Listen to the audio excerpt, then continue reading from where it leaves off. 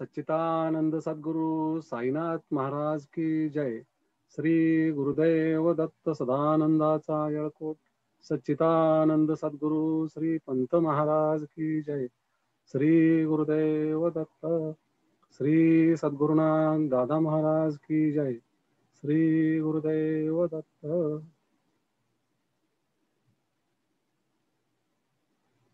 नमस्कार. आज पहिल्यांदाच या झूम ॲपवर लाईव्ह या चॅनलवर सद्गुरुनाथ दादांचे कार्य ह्याविषयी माहिती सांगा असं मला सांगण्यात आलं. मी प्रयत्न करतोय. मी कोणी मोठा साधक नाहीये का खूप मोठा अभ्यासू नाहीये, पण सद्गुरूंची प्रेरणा आहे. ते पाठीशी असतात कायम आणि जे काही समजून घ्यायचा प्रयत्न करतोय सद्गुरुनाथ दादांचं कार्य त्याविषयी थोडं सांगायचा प्रयत्न करतोय. माझ्या युट्यूबवर चॅनल आहे मानवी जीवन ईश्वरमय व्हावे. आपण बरेच जण त्याच्यामध्ये सबस्क्राईब झालेला आहात, बघत असता, मला वरच्यावर मेसेज कॉमेंट्स देत असता, फोन करत असता आणि पसंती दर्शवत असता. सगळ्यात महत्वाचं म्हणजे खूप बरं वाटतं की तुम्हाला विषय आवडतोय आणि माझी सांगायची पद्धत आवडतीये असं तुम्ही सगळे म्हणता नेहमी. खूप बरं वाटतं, कारण विषय खूप अवघड आहे पण तो सोपा करून सांगणं हे खूप महत्वाचं आहे. मग आता वंदनीय दादा आणि त्यांचं कार्य, तर सर्वात प्रथम दादाने आपल्याला सगळ्यांना काय सांगितलं, सुरुवात कशी केली, कार्याची योजना दादाने जी आखली ती सुरुवातीला कामकाज या अवस्थेमध्ये त्यांनी सुरुवात केली की सर्वप्रथम लोकांच्या अडीअडचणी सोडवायच्या. आणि आता असं आहे की तत्वज्ञान एकदम सांगायला गेलं तर कोणी येणार नाही, म्हणून मग दादानी अडीअडचणी सोडवतो असं म्हणून सगळ्यांना जवळ केलं. आणि जसजसे लोक येत गेले तसतशा त्यांच्या जीवनातल्या अडचणी सोडवल्या. कारण अडचणी सोडवल्याखेरीज कोणी मग पुढं तत्वज्ञान ऐकायला येणार नाही. कारण जीवनात ज्या काही समस्या असतात त्या समस्येचं कारण काय आहे, त्याचं मूळ काय आहे हे समजून घ्यायला कुणाला धीर नसतो. आधी अडचणी सोडवा म्हणतात सगळे.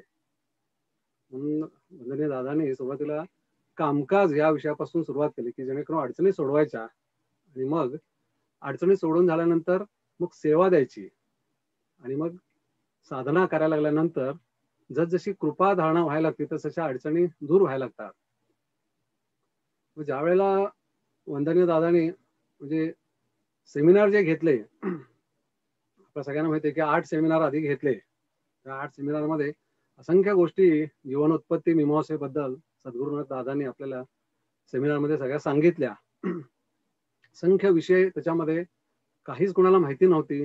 फक्त काय वेद पुराणामध्ये ज्या काही गोष्टी रामायण महाभारतामधल्या तेवढ्याच थोड्या थोड्या माहिती होत्या. पण प्रत्यक्ष जीवनाचा आधार काय आहे, जीवन म्हणजे काय, आपण जीवन जगतोय म्हणजे काय, याच्याबद्दल फार कमी माहिती लोकांना होती.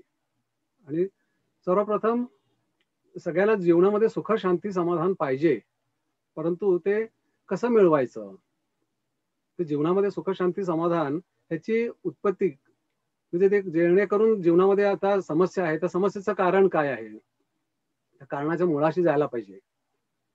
मग आता ज्या वेळेला वंदनीय दादांनी अडचणी सोडवण्याकरता लोकसंग्रह केला, म्हणजे लोक यायला लागले त्यांच्याकडे. तर लोक आता सर्वसामान्य माणसांचा कल काय असतो की माझी समस्या सोडवावी सद्गुरूंनी त्यांच्या कृपाशीर्वादाने.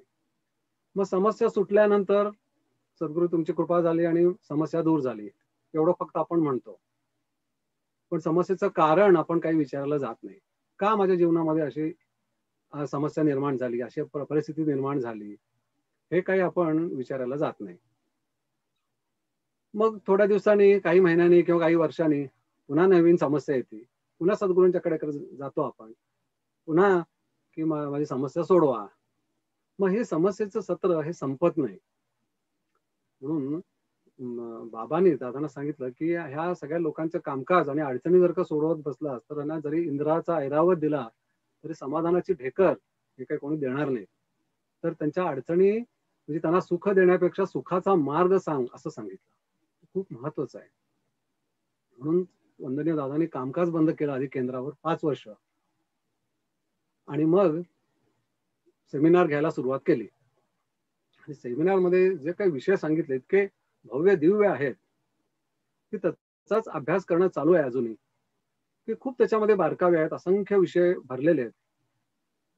तर सुरुवातीला त्यांनी काय सांगितलं की मनुष्य जन्म हा 84 लक्ष योनी परत स्थित्यंतर अवस्थेनंतर सर्वश्रेष्ठ असा मनुष्य जन्म आपल्याला मिळतो. आपल्याला माहितीये की 5 तत्व आहेत, पृथ्वी, आप, तेज, वायू, आकाश. या 5 तत्वामध्ये जे काही जीव आहेत त्या जीवामध्ये स्थित्यंतर होत होत सर्व नंतर शेवटी मनुष्य जन्म म्हणजे आपण मनुष्य जन्माला मनुष्य योनीमध्ये येतो. म्हणजे पृथ्वी तत्व म्हणजे अगदी गांडोळापासून किडे किडे जे जमिनीवर असतात किंवा मातीत असतात तिथपासून आप तत्व म्हणजे पाण्यामध्ये, म्हणजे पाण्यातले मासे आले, पाण्यातले जीवजंतू आले, त्याच्यानंतर वायू, आकाश म्हणजे आकाशातले बारीक बारीक कीटक, असंख्य अशा योनी आहेत. ते 84 लक्ष योनी असं आहे त्याचं नाव. आपण म्हणजे पूर्वीपासून आपण ऐकत आलेलो. तर ते 84 म्हणजे लक्ष दे असा त्याचा अर्थ आहे. 84 लक्ष म्हणजे मोजून 84 लक्ष असं नसतं ते. तर थोडक्यात काय, ती जे काही योनी आहे 84 लक्ष, त्याच्यातून स्थित्यंतर म्हणजे तिथं काय आहे, ती जी अवस्था आहे ती निसर्गाधीन आहे, म्हणजे त्यांच्या मागं परमेश्वर आहे. त्यामुळे एका अवस्थेतून दुसऱ्या अवस्थेत ही निसर्ग परत्वे त्यांचं स्थित्यंतर होतं. त्यांना काही करावं लागत नाही, कारण त्यांना कळतही नाही काही, की आता गांडोळाला कळत नाही की आपण गांडोळानंतर कुठल्या जन्मात यायचंय, कुठल्या पक्ष्याच्या जन्मात यायचंय किंवा कुठल्या प्राण्याच्या जन्मात यायचंय. असं करत करत एक गांडोळापासून गायीपर्यंत असं जर का आपण एक अंदाज ठरवून घेतला मनामध्ये की गायीचा जर का शेवटचा जन्म असं समजलं, कारण गायीला आपण देव मानतो, कारण सगळ्या चांगल्या गोष्टी ज्या काय त्या गायीच्या ठिकाणी आहेत.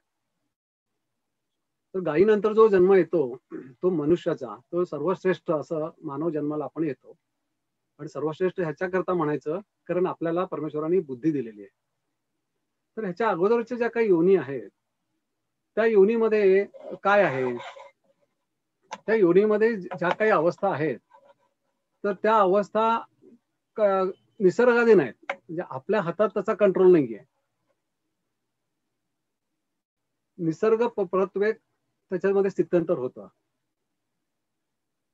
त्याच्यानंतर मनुष्य जन्मात आल्यानंतर डार्विनने काय सांगितलं की मानव जन्म ह्या उत्क्रांत अवस्था आहे, मानव जन्म म्हणून सांगितलं.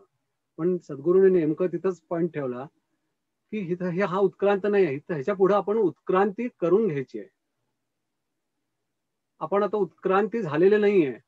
आपण मनुष्य योनीत म्हणजे जीव ह्या अवस्थेत, म्हणजे आधी जे 84 लक्ष योनीमध्ये जे काही जीव आहेत ते जीव म्हणून जगत होते.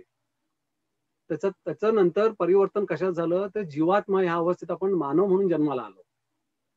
आपण मानव म्हणतो स्वतःला. तर सद्गुरूंनी सांगितलंय तुम्ही मानव म्हणून जन्माला आलेला आहात, परंतु अजून उत्क्रांती तुम्हाला इथून करून घ्यायची आहे. कारण अजून तुम्ही फक्त जीवात्मा ह्या अवस्थेमध्ये आहात, आत्मा अवस्थेला आलेला नाही आहे. इथं समजून घ्यायचा विषयाला सुरुवात होती. खूप महत्वाचा विषय आहे. आपण जीवात्मा म्हणून आता जगतो आहोत, आपल्याला आत्मा ह्या अवस्थेला जायचंय. मग ती आत्मा अवस्था म्हणजे काय हे आपल्याला माहिती नाही. त्याच्याकरता ज्ञान करून घेणं खूप गरजेचं असतं. म्हणून सद्गुरूंनी ज्ञान यज्ञ म्हणजे जे काय सेमिनार घेतले त्याच्यामध्ये असंख्य गोष्टी असं एवढं काय ज्ञान दिलं सगळ्यांना की ते समजून घेताना खूप आपल्याला म्हणजे अचंबित व्हायला होतं की एवढ्या सगळ्या गोष्टी आहेत आणि आपल्याला काहीच माहिती नाही. आपण कसं जीवन जगतोय, आपल्याला काय माहिती आहे. खाणं, फक्त अन्न आणि विश्रांती, आनंद, म्हणजे आपल्याला आपण काय करतो जीवनामध्ये, आपल्याला फक्त अन्न, वस्त्र, निवारा हा पाहिजे आणि त्याच्या पाठीशी त्याच्या मागे आपण धावतो. उत्क्रांती करून घ्यायची आहे ह्या काही गोष्टी आपल्याला माहितीच नाहीये. तर निसर्ग परत्वे जी काय परमेश्वरांनी सृष्टीची निर्मिती केली त्याच्या मागं असंख्य गोष्टीचा विचार आणि ती जितकं व्यवस्थितपणा आहे. परंतु निसर्ग म्हणजे ईश्वर परमेश्वर त्यांनी अशी योजना आखली की 84 लक्ष योनीतून स्थित्यंतर होऊन ज्यावेळेला मनुष्य म्हणून ज्यावेळेला आपण जन्माला येतो त्यावेळेला बुद्धी हे माध्यम आपल्याला दिले असल्यामुळे त्या बुद्धीच्या माध्यमातून मनुष्य मी कोण हा विचार करून स्वतःची उत्क्रांती स्वतः करून घेईल असं परमेश्वराला वाटलं. परंतु परमेश्वर पण काय झालं, मनुष्य कसा जगतोय आज, मी कोण आहे हे समजून घ्यायलाच तयार नाहीये. मी जन्माला का आलोय, माझं जीवन म्हणजे नक्की काय आहे, जीवनात साध्य काय करायचंय, काहीही माहिती नाहीये. आपण इतरांच्याकडे बघून जगतोय. समोरच्याकडे जे आहे ते मला पाहिजे एवढंच मला कळतंय, बाकी काही गोष्टी मला माहितीच नाहीये. त्याहून उत्क्रांतवाद, उत्क्रांती करून घ्यायची, पुढल्या अवस्था वगैरे ह्याचं काही ज्ञानच नाहीये. सद्गुरू म्हणतात की आपण कसं जगतोय, आपण जन्माला आलो एवढं आपल्याला कळतंय. खाणे पिणे, कपडा लत्ता आणि ऐशो आराम याच्या पलीकडे जीवन जात नाही. त्याच्या पलीकडे आपल्याला जीवन म्हणजे काय हेच माहिती नाहीये. त्याच्याकरता आपण कसं जगतोय, शेजाऱ्याने घर बांधलं, बंगला बांधला, मला तो बंगला पाहिजे किंवा तसा मला बंगला हवा आहे, किंवा मी तो काहीतरी करून मी तसा मिळवणार. कारण मला असं वाटत असतं की असा बंगला किंवा तसंच ज्याच्याकडे शेजाऱ्याकडे जे काय आपण जे त्याला सुख आपण ज्याला समजत असतो, त्याच्याकडे जे ऐश्वर्य आहे ते ऐश्वर्य बघून जे काय आपण जगत असतो, ते ऐश्वर्य जर का मला मिळालं तर मी सुखी होईल, अशा विचाराने प्रत्येक मनुष्य जगत असतो. म्हणून मागच्या एका एपिसोडमध्ये मी सांगितलं होतं की अशी कल्पना करू की एखाद्या माणसाला 10,000 रुपये पगार आहे, तो त्या समाधानी आहे का नाही, तो 20,000 वाल्या पगारवाल्याकडे बघत असतो आणि त्याच्याकडे बघून जगत असतो. 20,000 वाला 40,000 वाल्याकडे, 40,000 वाला 60,000 वाल्याकडे, म्हणजे त्याला अंत नाहीये. प्रत्येक जण एकमेकाकडे बघून आहे. प्राप्त परिस्थितीमध्ये समाधान हे फक्त पुस्तकात लिहिण्यापुरतं शिल्लक राहिलेलं आहे. आपण समाधानी राहू शकत नाही, कारण आपण इतरांच्याकडे तुलनात्मक जीवन जगतो. म्हणून आपण उत्क्रांत होऊ शकत नाहीये. म्हणून आपण पुनरपी जननम पुनरपी मरण म्हणजे पुन्हा पुन्हा जन्माला येण्याच्या त्या चक्रामध्ये स्वतःला आपण अडकवून घेतलं, असं सांगितलं सद्गुरूंनी. तो विषय खूप समजून घेण्यासारखा आहे. काय होतंय, मनुष्य जन्माला आला एवढं कळतंय, आणि साध्य काय करायचं याचं ज्ञान नसल्यामुळे, इतरांच्याकडे बघून जगत असल्यामुळे, इतरांच्याकडे जे आहे ते मला पाहिजे आणि त्याच्याकरता मी कुठल्याही मार्गाचा अवलंब करीन. म्हणजे थोडक्यात काय, मनुष्य काय करायला लागला, तर कर्माची निर्मिती करायला लागला. आपण जे काही जीवन जगतोय ते काय आहे आणि आपल्याला जे काही मिळालंय त्याचं समाधान आहे की नाही, त्याच्याकडे म्हणजे स्वतःकडे आपण बघायलाच तयार नाही आहोत. आपण इतरांच्याकडे बघून जगत असल्यामुळे समाधान हे हुडकणं एवढंच जीवनामध्ये घडतंय. आणि मोह आणि हव्यास, त्यामुळे होतंय काय की कर्म करणं, मग एकदा कर्म आपण करायला लागलो की कर्माचा नियम काय आहे, तर कर्म परत्वे पुन्हा आपल्याला जीवन प्राप्त होणं. म्हणजे थोडक्यात काय होतं की आपण जे काही जीवनात कर्म करतो ते कर्म पुढील जन्माची तरतूद असते. मग जर का आपण जीवनात जर का आपण ज्ञानी होऊन जर का जीवन जगायला लागलो की आपल्याला साध्य काय करायचंय, आपलं टार्गेट काय आहे, ते जर का आपल्याला समजलं तर आपण समजून कर्म करायला लागू. पण आपल्यापाशी काय आहे, आपल्यापाशी अज्ञान आहे. आपल्याला माहितच नाही की आपण का जन्माला आलोय आणि जीवनात साध्य काय करायचंय. त्यामुळे खूप गोंधळ होतो आणि मग काय होतं, अगतिक असं जीवन आपल्या वाट्याला येतं. कारण जे काही कर्म करतो, जो काही ऋणानुबंध आपण जीवनामध्ये अज्ञानाने निर्माण करतो, तोच आपल्याला जन्माचं कारण होऊन बसतं. मग त्याच्याकरता थोडस आता पुढे जाऊया की ते 84 लक्ष योनी आणि त्याच्यातून स्थित्यंतर होऊन मनुष्य जन्म म्हणजे तो जीव आहे, तिथून आपण जीवात्मा ह्या अवस्थेला आलोय. तर आता पुढला प्रवास काय आहे, तर सद्गुरू म्हणतात की तू आत्मा अवस्थेला जायला पाहिजे. तर तुला सुख शांती समाधान हे काय आहे हे कळेल आणि ती अवस्था काय आहे. मग आता आत्मा ह्या अवस्थेला जाण्याकरता ज्ञान करून घेणं फार गरजेचं आहे. कारण जे जे काय आहे ते आपल्यापाशीच आहे म्हटले सद्गुरूंनी. तुझं आहे तुझं पाशी, पण आपण काय करतो, बाहेर सगळीकडे सुख हुडकायला जातो. मग ते समस्या अशी होते की हे काय आहे आपल्याला कळलं पाहिजे, मग त्याचं ज्ञान करून घेणं हे फार गरजेचं आहे. त्याच्याकरता थोडा आपण विषय समजून घेऊया की सद्गुरूंनी सांगितलं की जन्माचे प्रकार सांगितले. कर्म परत्वे, कार्य परत्वे आणि कारण परत्वे असे 3 प्रमुख जन्माचे प्रकार असतात. त्याच्यामध्ये कर्म परत्वे हा सगळ्यात मोठा जन्माचा प्रकार, आणि त्या कर्म परत्वेमध्ये इच्छा आणि वासना असे 2 भाग सांगितले. त्यामध्ये वासना परत्वे जन्म हा सर्वाधिक आहे. आज जास्तीत जास्त लोक वासनेच्या आहारी गेलेले आपल्याला पाहाव्यास मिळतात. इच्छा आणि वासना हे 2 कर्मपरत्वेमध्ये. कर्मपरत्वे काय म्हणायचं, कारण आपण कर्म करून जन्माला आलोय म्हणून. कारण कर्माधीन आपण जगत आहोत. कारण गतजन्मात जे काही कर्म केलंय ते आपल्या वाट्याला आलेलं असतं. मग ते कसं केलंय त्याच्यावर इथला जन्म अवलंबून आहे. आपल्याला एवढं माहिती असतं की जीवनात काही घडलं की काय कर्म माझं होतं मागच्या जन्माचं, असं आपण म्हणतो. परंतु काय कर्म केलंय हे कशावर आधारित आहे हे त्याचं आपल्याला ज्ञान होतं का त्या जन्मामध्ये? तर आपण जोपर्यंत ज्ञानी होत नाही तोपर्यंत कर्माधीन अवस्था आपल्या वाट्याला येणार आहे असं सांगितलंय. आता इच्छा आणि वासना, मग त्या इच्छा आणि वासना प्रकारामध्ये काय काय येतं? तर इच्छा आणि वासनामध्ये एक तर अजून एक त्याच्यामध्ये विषय सांगितला सद्गुरूंनी की आपल्यामध्ये दैहिक शक्ती आणि आत्मिक शक्ती अशा दोन शक्ती असतात. तर त्या दैहिक शक्तीचं प्रमाण वासना परत्वेमध्ये आत्मिक शक्ती आणि दैहिक शक्ती ह्याचं प्रमाण किती असतं? तर आत्मिक शक्ती असते 25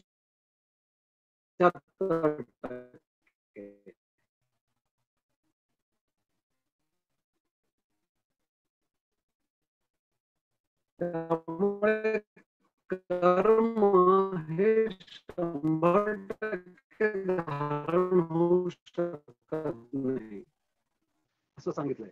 त्यामुळे होतं काय की काही गोष्टी चांगल्या आपल्या असतील तरी त्या ह्या देहाची एकरूपता अशांतता ह्या अंगास लागतात किंवा अंगाला मिळतात असं सांगितलंय. हा थोडा कारण जन्मोत्पत्ती जी काय आहे ती कशा प्रकारे झाली आहे म्हणजे देहामध्ये विकसित अवस्था किती आहे त्याच्यावर कर्मधारणा अवलंबून असते. हा एक जोड विषय सांगितलाय. आपण कर्म करत असतो. कर्मामध्ये आता अशी मनुष्य जीवनामध्ये अज्ञानाने खूप गोष्टी करत असतो. चांगलंही करतो वाईटही करतो. पण ते दोन्ही भोगावं लागतं. मग ज्यावेळेला आपल्या जीवनाचा प्रकार जन्माचा प्रकार जन्माला आल्यानंतर जर का वासना परत्वे अशा प्रकारचा किंवा ते इच्छा आणि वासना ह्या दोन प्रकार सांगितले आहेत. वासना परत्वेमध्ये काय असतं की आत्मिक शक्ती खूप कमी आहे, दैहिक शक्ती जास्ती आहे. त्यामुळे कर्म देहाशी एकरूप होऊ शकत नाही म्हणून जीवनामध्ये अशांतता दुःख हे येऊ शकतं. आणि इच्छा परत्वेमध्ये दैहिक शक्ती आणि आत्मिक शक्ती ह्या दोन्ही 50-50% असतात. म्हणजे थोडक्यात काय होतं 50-50% झाल्यामुळे कर्मधारणा ही 100% होती आणि जीवनामध्ये सगळ्या गोष्टी आपल्याला साध्य होऊ शकतात. म्हणजे कर्म जे काही आहे मग आता कर्म काय हे समजून घ्यायला पाहिजे. की कर्म ही एक अशी वस्तू म्हणून सांगितली सद्गुरूंनी जसं आपण आपल्या प्रपंचामध्ये करन्सी म्हणजे पैसा हा जो व्यवहारामध्ये आपल्याला जीवनामध्ये जीवन व्यतीत करण्याकरता त्याची गरज असते. कारण त्या करन्सीच्या आधारावरच आपण जीवनामध्ये हव्या नको त्या गोष्टी घेऊ शकतो. तसं ह्या जीवनाच्या बाजारात तुम्ही कर्म म्हणून 100 रुपयाची नोट घेऊन आलेला आहात. तर आता आपण बाजारात जर का गेलो खरेदीला 100 रुपयाची नोट घेऊन तर तो जो घेऊन गेलेला आहे बाजारामध्ये त्यांनी 100 रुपयाचा वापर त्याचा विनियोग कसा करायचा त्याच्यावर त्याचा विनियोग ठरणार आहे. म्हणजे एखादा मनुष्य गेला बाजारात, एखादा संसारी मनुष्य गेला त्यांनी 100 रुपयाची नोट घेऊन गेला बाजारामध्ये आणि त्यांनी आपल्याला जीवनात हव्या नको त्या चांगल्या गोष्टी आता काय त्याला भाजीपाला हवा असेल धान्य हवं असेल किंवा किराणा जो काही पाहिजे तो आपल्याला जीवनात पाहिजे त्या सगळ्या गोष्टी जर का घेऊन आला तर त्याचा वापर त्याचा विनियोग हा नीट केला असं होईल. पण समजा एखादा मनुष्य 100 रुपयाची नोट घेऊन गेला आणि व्यसन करून दारू पिऊन किंवा नको असलेल्या सगळ्या गोष्टी करता ते जर का पैसे संपवून टाकले तर मग काय होईल तर त्याचा वापर कसा केल्यासारखा होईल त्याचा उपयोग होईल का त्या नोटेचा. तसं कर्म हे आपल्याला जीवन जगण्याकरता ती करन्सी आहे. म्हणजे कर्म करण्या म्हणजे जीवन जगण्याकरता कर्माची गरज आहे. तर सगळ्या बऱ्याच लोकांना हे कन्फ्युज असतं की कर्म म्हणजे नक्की काय. कर्म म्हणून कळतं आपल्याला आपण कर्म करायची आहे आणि कर्म आपल्याला मिळतही असतं. गत जन्मात जे केलंय ते आपल्याला आपल्याकडे ते आव्हानित होत असतं आणि आता आपण करतही असतो. मग जे काय आपण कर्म करतोय त्याच्यावर आपला पुढला जीवनाचा प्रवास हा अवलंबून असतो. म्हणजे पुढील जीवनाचा आणि पुढील जन्माचा ह्या दोन्ही गोष्टी आल्या त्याच्यामध्ये. मग ते जे काही कर्म आहे ते कर्म आल्यानंतर परमेश्वर काय करतो जन्माला आपण आल्यानंतर ठीक आहे बाबा कर्म तुला पाहिजे ना तुला कर्म घे म्हणजे कसं 100% शुद्ध अशा स्वरूपाचं आपल्याला कर्म देऊन तो पाठवतो. ते आपण जीवन जगत असताना त्या कर्माचा वापर कसा करतो त्याच्यावर सगळ्या गोष्टी अवलंबून असतात असं सांगितलंय. आणि तिथंच सगळा गोंधळ म्हणजे सगळ्या समस्येचं कारण मूळ तिथंच आहे. आपल्याला जीवन काय आहे हे न कळल्यामुळे आपण त्या कर्माचा वापर नको असलेल्या ठिकाणी केल्यामुळे कर्मामध्ये दोषाची निर्मिती होती. आणि मग ते कर्म जे काही दोष म्हणून जे धारण झालेलं असतं, म्हणजे आता एक सोपं म्हणून तुम्हाला सांगतो की एक मनुष्य जन्माला आला, 100% कर्म देऊन पाठवलं, कर्म देहाशी एकरूप होतंय, तो जीवन जगताना त्याला काय वाटायला लागतं की सगळ्या काही गोष्टी मला साध्य होत आहेत. त्या सगळ्या गोष्टी साध्य होत आहेत म्हणजे त्याच्यामध्ये अहंकाराची निर्मिती होती. मी म्हणजे कोणतरी श्रेष्ठ आहे, कारण माझ्या मनासारखं सगळं घडतंय ना. त्याला वाटायला लागतं मीच खूप हुशार आहे, मला सगळं मिळतंय, मी काहीही करू शकतो. अशा स्वरूपात अहंकाराने तो मनुष्य जीवन जगायला लागतो आणि इतरांच्यावर आरेरावी करायला लागतो, इतरांना तुच्छ लेखायला लागतो. असं करत नकळतपणे त्याच्याकडून असं काही कर्माची निर्मिती व्हायला लागते की जे काही कर्म आणले त्याच्यात दोष निर्माण व्हायला लागतात. मग त्याच्यामध्ये काय व्हायला लागतं की तो आणखीन श्रीमंत व्हावं, कारण शेवटी काय हव्यास असतो माणसाला की मला आणि जीवन सगळ्या प्रपंचातल्या सगळ्याच गोष्टी मला मिळायला पाहिजेत. असं करत तो जीवन जगायला लागतो आणि त्यावेळेला ऋणानुबंधाची निर्मिती करतो की काहीतरी व्यवहार करायचे. मग त्या व्यवहारामध्ये काही कमी अधिकपणा हे सगळ्या गोष्टी त्याच्याकडून नकळतपणे व्हायला लागतात आणि कर्मामध्ये दोष, ऋणानुबंध हे सगळे निर्माण होतात आणि ते सगळं गाठोडं घेऊन तो मनुष्य मरतो. म्हणजे जीवन त्याचा जीवनाचा प्रवास संपतो. नंतर काय अवस्था होते की ते जे काही ऋणानुबंध, जे काही कर्मातले दोष त्याला नंतर ते दिसायला लागतात. म्हणजे वर गेल्यानंतर त्यावेळेला देह नाहीये. मग त्यावेळेला त्याला सगळ्या गोष्टीचं आकलन व्हायला लागतं की आपण जीवनात कसं जगलो, काय काय आपल्याला करायची गरज होती, पण आपण काय करून बसलो. मग तो त्याला वर म्हणे चित्रपट दाखवला जातो की हे सगळं असं केलंय बाबा तू, की त्या सगळ्यातून आता तुला सोडून घ्यायचंय. तर आता ते सोडून घेण्याकरता पुन्हा तुला जन्म घेणं अटळ आहे. त्यावेळेला सगळ्यात महत्वाचं एक गोष्ट त्याच्या लक्षात येते की ज्या वेळेला देह होता त्यावेळेला देहाच्या ठिकाणी प्रधान कोण होतं हेच कळलेलं नाही. तो स्थूल देहालाच मी म्हणून जगत होता. स्थूल देहाच्या ठिकाणी जीवात्मा आहे, त्याची काहीतरी इच्छा आहे, त्याला काहीतरी अवस्था प्राप्त करून द्यायची आहे, ह्याची जाणीवच नव्हती. जाणीव नसती.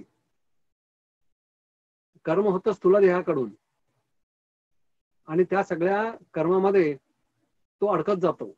असं करत वर गेल्यानंतर जे त्याला चित्र बघायला मिळतं की हे सगळे ऋणानुबंध निर्माण झालेत आपल्याकडून अज्ञानाने, तर त्याची फेड करण्याकरता पुन्हा जन्म घेणं हे क्रमप्राप्त आहे, ते अटळ आहे, ते घ्यावंच लागतं. त्याशिवाय त्या जीवात्म्याला कर्ममुक्त होता येत नाही. म्हणून सद्गुरूंनी खूप छान एक विषय सांगितला की जन्म होण्या अगोदर काय अवस्था होती. मग आता त्याच्या पुढे एक विषय येतो, तो ऋणानुबंध म्हणून, की ऋणानुबंधात आपण अडकलेलो असतो. मग त्या ऋणानुबंधात त्यांनी 5 ऋणानुबंध सांगितले. जन्म कर्म, जन्म जन्मांतर, मातृपितृ, इतरेजन आणि देवादिक. जन्माला येण्या अगोदर जन्म कर्म आणि जन्म जन्मांतर हे 2च ऋणानुबंध असतात. म्हणजे आत्मा अधिक कर्म असं एक समजून घेण्यासाठी सांगितलंय की आपण देह धारण्याच्या अगोदर आपली काय अवस्था होती. आपण आत्मस्वरूप होतो, म्हणजे जीवात्मा स्वरूप होतो, त्याच्याभोवती कर्मवलय होतं. त्याच्यामध्ये जन्म जन्मांतर म्हणजे याच्या अगोदरच्या सगळ्या जन्माचे ऋणानुबंध त्याच्यात होते आणि जन्म कर्म आहे म्हणजे जन्म कर्माचं ऋणानुबंध जन्म जन्मांतराशी एवढंच होतं. मग त्यावेळेला त्या जीवात मला असं लक्षात आलं की आता कर्ममुक्त जर का व्हायचं असेल तर पुन्हा जन्म घ्यायला पाहिजे. मग तो ज्या वेळेला जन्म घेतो, म्हणजे आपला ज्या वेळेला जन्म होतो त्यावेळेला आगतिक आगतिक अशी 3 ऋणानुबंध हे जोडून घ्यावे लागतात, ते वाट्याला येतात असं सांगितलंय. म्हणजे जन्म होण्या अगोदर जे काही कर्मवलय होतं आत्म्याच्या भोवती, त्या कर्मातून मुक्त होण्याकरता इथं मातृपितृ ऋणानुबंध जोडून घ्यावा लागतो, कारण जन्म घेण्याकरता आई वडील पाहिजे. मग आपण जन्माला येण्या अगोदर आपले भाऊ बहीण असतात, आईची बहीण, वडिलांचे भाऊ, इतरेजन ऋणानुबंध म्हणजे मातृपितृ ऋणानुबंधात पहिल्यांदा तो मनुष्य अडकतो, त्याच्यानंतर इतरेजन आणि मग कुठल्या तरी वंशात जन्माला यायला पाहिजे. मग त्या वंशातल्या देवदेवता आल्या, मग देवाधिक ऋणानुबंध आला. म्हणजे असे आपण मातृपितृ इतरेजन आणि देवादिक असे 3 आगतिक ऋणानुबंधात इथं आल्यानंतर अडकतो असं सांगितलंय. खूप समजून घेण्यासारखा विषय फार म्हणजे समजून घ्यायचं ठरवलं तर सोपं आहे, पण अवघड वाटतो नाही तर. मग हे जे 3 ऋणानुबंध आपल्याला आगतिक नकळतपणे आपल्या वाट्याला येतात, त्याच्यातून सुटका करून घेस तोपर्यंत आयुष्य संपून जातं असं सांगितलंय. आणि मूळ जन्म घेण्यामागचा उद्देश कर्ममुक्त होणं, कर्मशून्य होणं तो तसाच राहतो. आणि मग नंतर पुन्हा देहत्यागानंतर, कारण आपला जो काही जन्म मिळालाय 50 वर्ष, 60 वर्ष, 70, 80, 90 जे काही आपल्याला जीवन इथं मिळालं असतं, त्याच्यात सगळ्या गोष्टी सोडून घ्यायच्या आहेत. पण त्याची आपल्याला जाणीव नसल्यामुळे, त्याची माहिती नसल्यामुळे, त्याचं ज्ञान नसल्यामुळे आपण सोडून घेण्याच्या ऐवजी ऋणानुबंध आणखीन वाढवतो. हेच दर जन्मात चालू आहे असं सांगितलंय. मग तो वर गेल्यानंतर पुन्हा तीच अवस्था, की त्यावेळेला पुन्हा लक्षात येतं की अरे, जो काही ऋणानुबंध, जे काही कर्ममुक्त होण्याकरता आपण जन्माला जायचं ठरवलं होतं किंवा जन्माला आलो होतो, त्याच्यातून कर्ममुक्त होण्याच्या ऐवजी आपण आणखी नव्याने कर्माची निर्मिती केली, नव्याने ऋणानुबंध पुन्हा निर्माण केले आणि जे पहिलं जे काही ओझं होतं ते आणि वाढवलं. असं प्रत्येक जन्मात होतं. आणि मग कर्माचं ओझं वाढत जातं. काय आपण ऋणानुबंध करतो माहित नाही.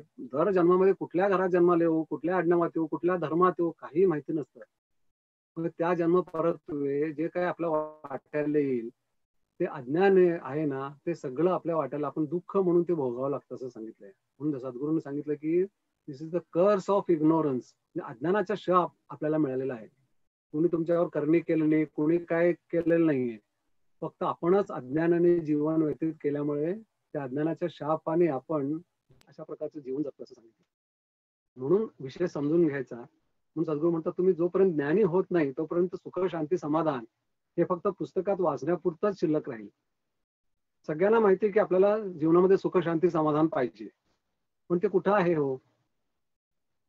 मग आपण कुठं आहे हो म्हटल्यानंतर सगळेजण आधी सगळ्यात पहिल्यांदा काय विचार येतो माणसाच्या, की ऐहिक प्राप्ती भरपूर झाली तर मी सुख, शांती, समाधान मला मिळेल.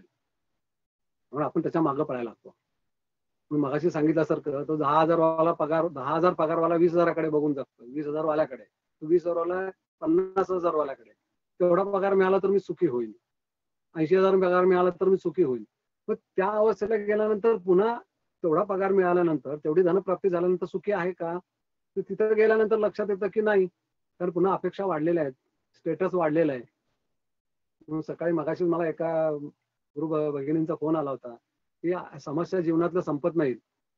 कारण मुख्य काय होतं की आपण इतरांच्याकडे बघून जगत असल्यामुळे आपलं जे काही आपण स्टेटस मेंटेन करायला बघतो, हे आता मी एवढा पगार मिळतोय, म्हणजे जेवढा पगार मिळायला पाहिजे होता ही आधी अपेक्षा केली होती, तेवढा मिळाल्यानंतर सुद्धा समाधानी का नाही आहे? कारण त्यावेळेला असं वाटायला लागतं की त्यावेळेला आपला बघण्याचा दृष्टिकोन बदलतो. म्हणजे एक उदाहरण म्हणून समजा 1,00,000 रुपये पगार एकाला मिळायला लागला, तर तो ₹1,00,000 समाधान नाही मानत. किंवा आता 50,000 मिळाला तर 50,000 मध्ये समाधान नाही मिळत. तो ₹1,00,000 वाल्याकडे बघतो, लाखवाला 2,00,000 वाल्याकडे बघत असतो. मग हे संपत नाही. मग त्यांनी मला विचारलं की मग समाधान कुठं आहे? तर सद्गुरूंनी खूप छान सांगितलंय, समाधान ही अवस्था वस्तू पदार्थामध्ये नाहीच आहे. मुळे आपण ज्या ऐहिक सुख जे आपण ऐहिक विषयामध्ये जे काही सुख हुडकतो, ते ऐहिक विषय ज्या वस्तू पदार्थात बघतो ते वस्तू, ते समाधान नाही, ते सुख नाहीये. ती सुखाची साधनं आहेत. जोपर्यंत आपली आंतरिक अवस्था बदलत नाही, ती समाधानी होत नाही, ती सुखी होत नाही, तोपर्यंत ती बाहेरची जी काही सुखाची साधनं, ज्याला आपण ऐहिक विषय म्हणतो, काय बंगला असेल, मोटर गाडी, काय आपल्या घरामध्ये ऐहिक जगात भरपूर गोष्टी वाढून ठेवलेल्या असतात आणि सगळ्या आपल्याला हव्या असतात. मग त्या जरी आपल्याला मिळाल्या तरी तिथं समाधान नाही. याचं कारण समाधान ही अवस्थाच मुळे आंतरिक आहे म्हणून सांगितलं. आपला देह जोपर्यंत समाधानी होत नाही तोपर्यंत आपल्याला कुठल्याही वस्तू पदार्थातून सुख, शांती, समाधान मिळू शकणार नाही असं सांगितलं. मग आता देह समाधानी होणं म्हणजे काय? मग आता त्या मगाच्या विषयाकडे यावं लागेल की आंतरिक विकसित अवस्था. जन्मप्राप्तीनंतर आपण मगाशी समजून घेतलं की दैहिक शक्ती आणि आत्मिक शक्ती त्याचं प्रमाण 50-50 व्हायला पाहिजे. ज्यावेळेला 50-50% होईल त्यावेळेला कर्मधारणा होती. मग जरी कर्मधारणा झाली तरी गत जन्माचे विषय पूर्ण करणं एवढंच शिल्लक राहील. तेवढ्यासाठी जन्म आहे का आणि काही मिळवायचं आहे? सद्गुरूंनी सांगितलंय तुम्ही फक्त आता कर्म देहाशी एकरूप होतं म्हणजे काय, प्रपंच नीटनेटका होतोय बाबा, प्रपंचात ज्या काही गोष्टी पाहिजे त्या सगळ्या मिळत आहेत, तेवढ्यावर समाधान आहे का? तेवढं म्हणजे संपलं का? जीवनाची सार्थकता त्याच्यात आहे का? मग जन्माची सार्थकता आणि जीवनाची सार्थकता, आता माझा चॅनल तुमच्यापैकी बरेच जण बघत असतील तर ते एपिसोड सगळे घेतले होते. जन्माची सार्थकता काय आणि जीवनाची सार्थकता काय, त्यात खूप बारीक बारीक विषय आहे. की जन्माची जीवनाची सार्थकता आपल्याला प्रपंच निर्णय व्हावा, प्रपंचामध्ये सगळ्या गोष्टी आपल्याला मिळाव्यात, म्हणजे आपल्या इच्छेप्रमाणे सगळ्या गोष्टी घडाव्यात असं वाटत असतं. ते जरी झालं तरी ती जन्माची सार्थकता नाहीये, ती जीवनाची आहे. मग जन्माची सार्थकता हा विषय खूप वेगळा आहे आणि तो मिळावा ही आत्म्याची धडपड आहे. मग त्याच्याकरता सद्गुरू भेट होणं हे खूप महत्वाचं आहे. कारण जोपर्यंत सद्गुरू आपल्या जीवनात येत नाहीत तोपर्यंत आपण ज्ञानी होऊ शकत नाही. म्हणून आपण नेहमी वाचत असतो गुरु तेथे ज्ञान आणि ज्ञानी समाधान म्हणून. गुरु तेथे ज्ञानी समाधान म्हणजे काय, तर गुरु भेटल्याशिवाय आपण ज्ञानीच होऊ शकत नाही. आणि जोपर्यंत आपण ज्ञानी होत नाही तोपर्यंत समाधानी अवस्था प्राप्त करू शकत नाही, कारण समाधानी अवस्था बाहेर नाहीये तर ती आत आहे. आपला देह समाधानी व्हायला पाहिजे, आपली आंतरिक अवस्था समाधानी व्हायला पाहिजे, त्यालाच त्यांनी विकास म्हटलेला. आणि मग आतला प्रवास म्हणजे आतमध्ये काय काय भानगडी आहेत त्याच्याबद्दल गोष्टी सांगितलेल्या आहेत. तर खूप सुंदर आहेत की आपला देह हा 19 माध्यमांनी युक्त आहे. पंच कर्मेंद्रिय, पंच ज्ञानेंद्रिय, पंच प्राणकोश, बुद्धी, मन, चित्त आणि अहंकार. आपण स्थूल देहाने जीवन जगत असतो. आपल्यामध्ये सूक्ष्म आणि कारण असे 2 देह आहेत आणि त्या सगळ्यात सूक्ष्म आणि कारण देहामध्येच गत जन्मातले सगळे विषय आहेत आणि मूळ जन्माचं कारण ते आतच आहे. आपण जरी स्थूल देहाने काही अपेक्षा केल्या, काही आपण मिळवायचा प्रयत्न केला आणि जरी काही मिळालं आपल्याला थोडाफार प्रमाणात, तरी सुद्धा समाधानी अवस्था आंतरिक आहे. सूक्ष्म आणि स्थूल देह जोपर्यंत या सूक्ष्म आणि कारण देह जोपर्यंत या स्थूल देहाच्या माध्यमातून कार्यान्वित होणार नाही तोपर्यंत जीवनाचा प्रवास हा अपूर्णच राहील. मग आता ही 19 माध्यमं जी काही सांगितली आहेत त्या 19 माध्यमामध्ये विकसित किती आणि अविकसित किती, तर आपली 7 माध्यमच विकसित असतात असं सांगितलंय. म्हणजे पंच कर्मेंद्रिय, अन्नमय कोश आणि बुद्धी. पण आपण खूप बुद्धिवादी आहोत असं म्हणत असतो की आपण खूप शिकलोय, आपल्याला हे पाहिजे ते पाहिजे, आपल्याला जे काही पाहिजे ते मिळवतो आपण. आणि अन्नमय कोश काय का, आपल्याला खाणं पिणं, खाण्याशिवाय आपल्याला दुसरं काही माहितच नाहीये. तर तीच भर पोटाचे काळगी भरण्याकरता हा प्रपंच चालू आहे असं आपण असंख्य लोकांच्याकडून, या सगळ्या तत्वज्ञानी लोकांच्याकडून आपण ऐकत असतो की जे काय ते सगळं अन्नासाठी पोटासाठी चालू आहे. पापी पेट का सवाल आहे म्हणतात. तर सगळं आपलं अन्नमय कोश जो काय आहे, जी मागणी करेल ती पुरवणं, एवढं जीवन आपल्याला कळलेलं आहे. त्याच्याकरता कर्म करायचे. मग आपल्याला 2 हात दिलेत, डोळे दिलेत, कान दिले, ते बघतो आपण, स्थूल जग बघतो, ह्या जगाकडे बघून जीवन जगतो. समोरच्याकडे गाडी आहे बघितली की मला गाडी पाहिजे असं वाटायला लागतं. समोरच्या मनुष्य त्याचा पगार बघतो, मला तो पगार पाहिजे, तेवढा पगार पाहिजे तर मी सुखी होईन. सगळं एकमेकांच्याकडे बघून जगणं सुरू आहे. 7च माध्यम ही विकसित आहे आणि 12 माध्यमाची कमतरता आहे, कारण ती 12 माध्यम आहेत आतमध्ये, सूक्ष्म आणि कारण देहामध्ये. ती जोपर्यंत विकसित होत नाही तोपर्यंत जीवन हे अपूर्ण आहे. म्हणून त्याच्याकरता सद्गुरू भेट होणं हे अतिशय महत्वाचं असतं. मग सद्गुरू आपल्याला ज्ञानी करतात म्हणजे काय करतात, एक तर आपल्याला विषयाचं ज्ञान करून देतात आणि साधन सिद्ध करून देतात. वंदनीय दादाने आपल्याला जी काही साधना सिद्ध करून दिलेली आहे त्या साधनेमध्ये काय नाहीये, तर सर्व काही आहे. आपण याच्या अगोदरच्या एपिसोडमध्ये समजून घेतलं की साधनेत काय आहे, क्वेश्चन मार्क. साधनेत सर्व काही आहे, फुल स्टॉप. सर्व काही गोष्टी साधनेमध्ये अंतर्भूत आहेत. कारण वंदनीय दादांनी सर्वप्रथम जो काही मानवी जीवनाचा अभ्यास केला, जसं सुरुवातीला सांगितलं की कामकाज ह्या विषयापासून त्यांनी सुरुवात केली. मग आता कामकाज हा विषय ज्या वेळेला त्यांनी सुरुवात केली त्यावेळेला कामकाज म्हणजे अडचणी सोडवायच्या लोकांच्या. किती प्रकारच्या अडचणीने मनुष्य दुःखी आहे आज, त्याचा अभ्यास केला आणि त्याची कारण मीमांसा हुडकली आणि त्याला निराकरण सिद्ध केलं. कारण दुःख परंपरा ही माणसाने स्वतःला असं काही कर्माधीन अवस्थेत स्वतःला अडकवून घेतलेलं या सगळ्या महाजाळात, म्हणजे ही माया म्हणून जी काय म्हटलेलं प्रपंच ही जी काय माया आहे त्या मायेमध्ये माणसाने स्वतःला अडकवून घेतलंय आणि पुन्हा तेच तेच करायला पुन्हा पुन्हा जन्माला येतोय. मग विद्यानाश, संपत्तीनाश, संततीनाश असे असंख्य म्हणजे काय भय, म्हणजे खूप मोठ्या अशा संकटाला त्याला सामोरं जावं लागतं. मग ह्या सगळ्याचा अभ्यास करताना दादांच्या असं लक्षात आलं की सर्वप्रथम मनुष्य आज पहिल्यांदा वंश विमोचन कर्म म्हणजे आपण जे काही जन्माचा प्रकार समजून घेतला, ऋणानुबंध समजून घेतले. जन्माला आल्यानं पण मातृपितृ ऋणात अडकतो. त्याच्या संदर्भातच आपण वंशात ज्या घराण्यात जन्माला येतो त्या वंशामध्ये आपण अडकतो. दादांनी ज्या वेळेला अभ्यास केला, लोकांची अडचणी सोडवायचं ठरवलं, त्यावेळेला त्यांना सगळ्यात प्रथम त्यांना काय निदर्शनास आलं असेल की ज्या घराण्यात आपण जन्माला येतो त्या घराण्यातल्या 7 पिढ्यांचे हितसंबंध आपल्याशी असतात, कारण आपण त्यांच्या घराण्यात जन्माला आलो म्हणून. आपल्या कर्मवलयामध्ये आपण ज्या घराण्यात जन्माला आलोय त्या घराण्यातल्या 7 पिढ्यांचे ऋणानुबंध आपल्या कर्मवलयात धारण झालेले असतात. त्यांच्या जे काही इच्छा वासनेची वलय असतात त्याच्यात नकळतपणे आपण अडकतो. म्हणून शास्त्रामध्ये काय सांगितलंय की पूर्वजांना मुक्त करायचं वर्ष श्राद्ध घालून. मग तो एक विषय पूर्ण वेगळा येतो.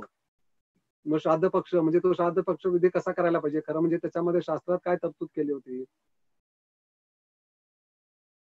चातुर्मासामध्ये देवतर्जन करून देवधर्म नीट आपल्या शास्त्रात सांगितलेल्या पद्धतीनं जर का आपण केला तर ती जी काही शक्ती आहे देवाधिकांच्या कडून देवतार्जन करून मिळवलेली, ती 10 दिवस गणपती बसवून गणपती नंतर आपल्याला पुढं पक्षमास येतो.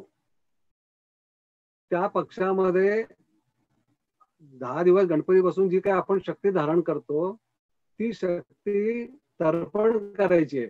म्हणजे चातुर्मासात देवतार्जन करून या सगळ्या देवदेवतांना 10 दिवस गणपती बसवायचा. त्याच्यात गौरी येतात, म्हणजे कुलस्वामिनी म्हणजे कुलस्वामींचा ह्या देवतेंचा कृपाशीर्वाद घ्यायचा आणि मग विष्णू म्हणजे 10व्या दिवशी, आणि मग ती सगळी जी काही पुण्याई आहे, ती जी कृपा आहे ती पितरांना मुक्त करण्याकरता तर्पण करायची आहे.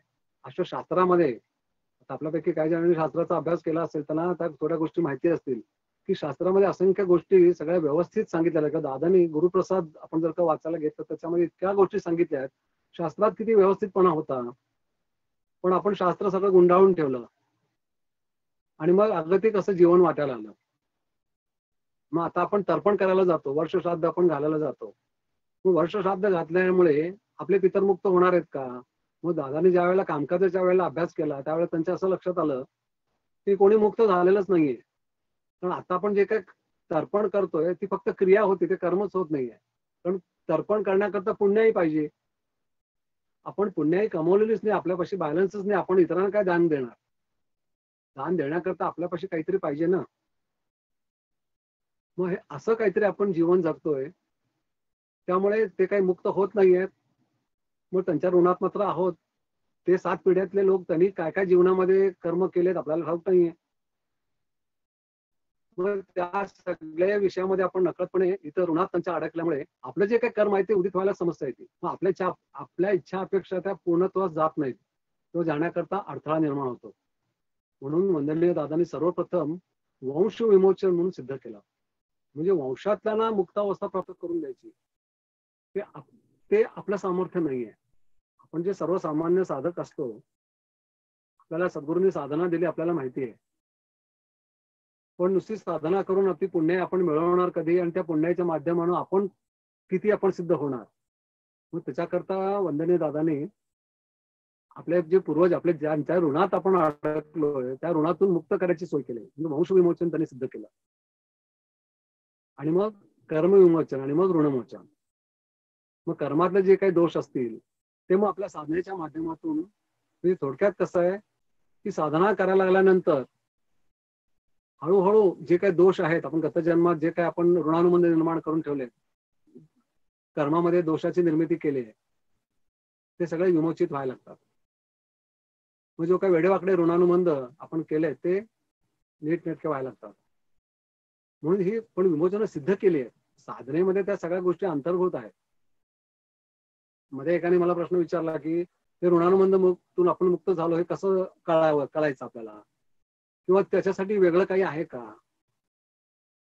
तर आता साधना, या साधनेमध्येच सगळ्या गोष्टी, आपण जे काही प्रार्थना वाचतो, जे काय आपण आरत्या म्हणतो, आपल्याला जी नित्याची साधना दिली आहे त्या साधनेमध्येच सगळे विमोचन, म्हणजे कर्म विमोचन, अंश विमोचन आणि ऋणमोचन आणि 5 दीक्षा. मग आता दीक्षा हा त्याचा पुढे विषय येतो. आधी विमोचन केले, म्हणजे दादाने एक सगळ्यात म्हणजे व्यवस्थितपणा दादांच्या कार्यामध्ये असं लक्षात येतो की ह्याच्या अगोदर काय झालं म्हणे की विमोचन केल्याशिवाय दीक्षा दिल्या गेल्या. म्हणजे जे काही भांड आहे ते भांड स्वच्छ न करता आपण त्याचं जर का पुन्हा दूध घातलं तर ते पुन्हा नासणार आहे.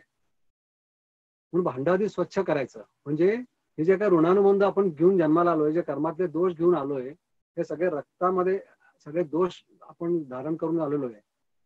म्हणजे आपल्याला हे जे काही 19 माध्यमं सांगितली, त्याच्यामध्ये जे कोश सांगितले, पंचप्राण कोश, अन्नमय, प्राणमय, मनोमय, विज्ञानमय आणि आनंदमय, हे 5 कोश रक्तमय आहेत.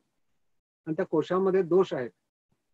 ते जोपर्यंत निर्मूलन होत नाही, ते जोपर्यंत शुद्ध होत नाहीत, तोपर्यंत दीक्षा नाही धारण करता येणार. कारण दिलेली दीक्षा पुन्हा ते काम नाही करू शकणार. म्हणून साधना आपण करायला लागल्यानंतर ती जी काही गुरुकृपा आहे, आपण जे काही आपण ओंकार साधना करतो, आता ते ओंकार साधना कशी सिद्ध केली तो खूप मोठा विषय आहे. आपल्याला आता कमी वेळेमध्ये समजून घ्यायचे जास्तीत जास्त. आता हा माझा पहिलाच प्रयोग आहे, त्यामुळे काही थोडीफार गडबड होईल, तुम्ही सांभाळून घ्या सगळे. तर विषय खूप मोठा आहे आणि त्याचं सुरुवात आणि शेवट असं आपल्याला लगेच सापडत नाही.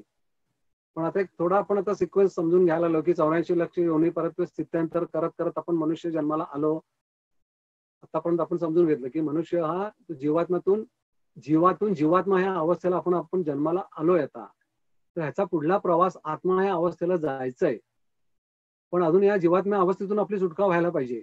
मग ती सुटका करण्याकरता सद्गुरू आपल्याला भेटलेत. त्यांच्या जीवनामध्ये म्हणजे आपण आपल्या जीवनात ते आलेले आहेत. आणि आपण जी काही साधना करतोय त्या साधनेच्या माध्यमातून जी काही आपण 19 माध्यमं समजून घेतली ती विकसित करून घ्यायची आहेत. 7 माध्यमांनीच आपण जगतोय. तर 7 माध्यमांनी फक्त इच्छा वासना एवढ्याच कार्य करू शकतात. आंतरिक अवस्था बदलत नाही. मग ज्या वेळेला सद्गुरूंनी सांगितलं की 19 माध्यमांनी युक्त असं जर का तुमचे जीवन ज्यावेळेला म्हणजे जीवन आपण जगू लागाल त्यावेळेला तुमच्या जीवनाला आकार येईल असं म्हटलंय. म्हणजे आता आकार, साकार आणि निराकार हे आपण शब्द ऐकून आहोत. पण तो आकार म्हणजे काय? तर तो मानवी आकार हा कधी निर्माण होईल तर ज्या वेळेला हा मानवी देह 19 माध्यमांनी युक्त असा कार्य करू लागेल. म्हणजे जी काही 7 माध्यम आहेत, अन्नमय कोश म्हणजे पंचकर्मेंद्रिय, अन्नमय कोश आणि बुद्धी, एवढ्यानेच आपण जीवन जगतोय. म्हणून खाणेपिणे, कपडा लत्ता, ऐशाराम ह्याच्या पलीकडे जीवन काय आपल्याला माहिती नाहीये. मग साधना करायला लागल्यानंतर आतली आणखीन जी काही 12 माध्यमं जी काही अविकसित आहेत ती विकसित व्हायला लागतात. आणि ती त्याचा जसं विकास होत जाईल तसं आपले विचार बदलायला लागतात. मग बुद्धी, मन, चित्त आणि अहंकार, अहंकार आहे तो सहजासहजी जात नाही, पण तो गेल्याखेरीज पुढली अवस्था प्राप्त होत नाही, हे तेवढंच खरं आहे. मग जसं आपला पुढला प्रवास व्हायला लागतो, मग तर दीक्षापर्यंत आपण आलो होतो की ज्या ज्या दीक्षा आहेत. आता दीक्षा कुठल्या कुठल्या दिल्या आपल्याला सद्गुरूंनी? तर सर्वप्रथम होती 5 दीक्षा आपल्याला दिलेल्या आहेत. तर अनुग्रह दीक्षा, उपासना दीक्षा, अनुग्रह दीक्षा, नामस्मरण दीक्षा, गुरु दीक्षा आणि कारण दीक्षा. ह्या 5 दीक्षा 5 का केल्या? खरं म्हणजे दीक्षा एकच असते. आपण इतर मार्गात विचारायला आपल्या लक्षात येतं की एक दीक्षा देतात. पण ह्या 5 दीक्षा ह्या पंचप्राण कोशाशी हितसंबंधित आहेत. त्याच्यात आणि बारकावे खूप बारीक बारीक विषय सांगितले दादांनी. जसं आता आहे कर्मधारणा कशी होती, आपला जो त्वचा आहे या त्वचेला 7 थर असतात असं सांगितलंय. वरचे जे 4 थर आहेत त्या 4 थरामध्ये सगळे विषय जे काही आपण घेऊन जन्माला आलोय ते विषय तिथे धारण झालेले असतात त्या पेशींच्या मध्ये. आणि ते नकळतपणे जसं आपल्याला ह्या त्वचेवर आपल्याला आपण बघतो की हातावर माशी बसली किंवा काय मुंगी चावली की आपल्याला चटकन समजतं. म्हणजे ते काय सेन्सेशन जे काय आहे त्याच्या माध्यमातून तो विषय आपल्या बुद्धी माध्यमापर्यंत तो प्रवाहित होत असतो आणि बुद्धीत जाऊन तो चालना देतो आणि आपण कर्म करत असतो. म्हणजे तो विषय कार्यान्वित होत असतो. असे असंख्य विषय घेऊन आपण जन्माला आलो असतो. मग हे विषय आले कुठून? तर आता जीवन जगत असताना जे काय आपण हे स्थूल जग बघतोय त्या जगामध्ये जे काही विषय आपण अनुभवतोय जे आपल्याला पाहिजे वाटतायत त्याच्यातले काही साध्य होतात, काही साध्य होत नाहीत, काही अपूर्ण राहतात. ते अपूर्ण राहिलेले विषय पुढील जन्मासाठी ते पुढील जन्म म्हणजे आपल्या सूक्ष्म आणि कारण देहाबरोबर या देहात आलेले असतात. मग त्याचं स्थान म्हणजे ते आपल्या या पेशींच्या माध्यमातून आपल्या त्वचेच्या 7 थरामध्ये तर पहिल्या 4 थरामध्ये ते सगळे विषय धारण झालेले असतात. म्हणून थोडक्यात माझा चॅनल तुम्ही बघता त्याच्यात मी बऱ्याचदा हा विषय उल्लेख केलेला आहे की ह्या सगळ्या विषयाने म्हणून आपल्याला जन्माला यायला भाग पाडलंय. म्हणून दादाने सांगितलं तुम्ही जन्माला आलेलाच नाहीये, तुम्हाला जन्माला यायला भाग पाडलंय या सगळ्या ऋणानुबंधाने आणि या सगळ्या कर्माने आपल्या कर्मातल्या विषयाने आणि अपेक्षा आहे ईश्वर प्राप्तीची. ईश्वराने माझ्याकरता काहीतरी करावं म्हणजे याच्यात आता ईश्वर हा विषय आता ऍड झाला. तोपर्यंत ईश्वर म्हणजे काय आपल्याला माहित नव्हतं. परमेश्वराची आठवण केव्हा येते आपल्याला जीवनात अडचण निर्माण झाल्यावर. सद्गुरूंची आठवण केव्हा येते? अडचण निर्माण झाल्यावर. तोपर्यंत गुरु ईश्वर वगैरे ते माझा काही तेवढा विश्वास नाही म्हणतो आपण. आतमध्ये तोच आहे. जो कोणी जीव, जो कोणी जीवात्मा ज्याला आपण काही जण आत्मा म्हणतात, तो आत्मा म्हणून जो काही आत्मस्वरूपी म्हणून जो कोणी आहे तो आहे म्हणून आपल्याला अस्तित्व आहे. तो आहे म्हणून आपल्याला अस्तित्व आहे. तो बाहेर गेल्यानंतर तुला देहाला घरातले लोक ठेवून घ्यायला तयार होत नाहीत. पण तो जो कोणी आतला आत्मस्वरूपी जो कोणी ईश्वर म्हणून आहे ते आपण मान्य करायला तयार होत नाही. म्हणजे थोडक्यात आपण देवाला मानत नाही. पण अडचण निर्माण केल्यानंतर मात्र त्या देवाने अडचण सोडवावी, सद्गुरूंनी आपल्या जीवनात आपली अडचण सोडवावी अशी आपण इच्छा व्यक्त करतो. मग हे असं का व्हावं? मध्ये एकाने प्रश्न विचारला होता. मग जर का सगळीकडेच देव आहे, सगळीकडेच गुरुतत्व आहे, ईश्वर तत्व आहे, तर मग त्याची जाणीव का होत नाही? ते दिसत का नाही किंवा ते अनुभवता का येत नाही?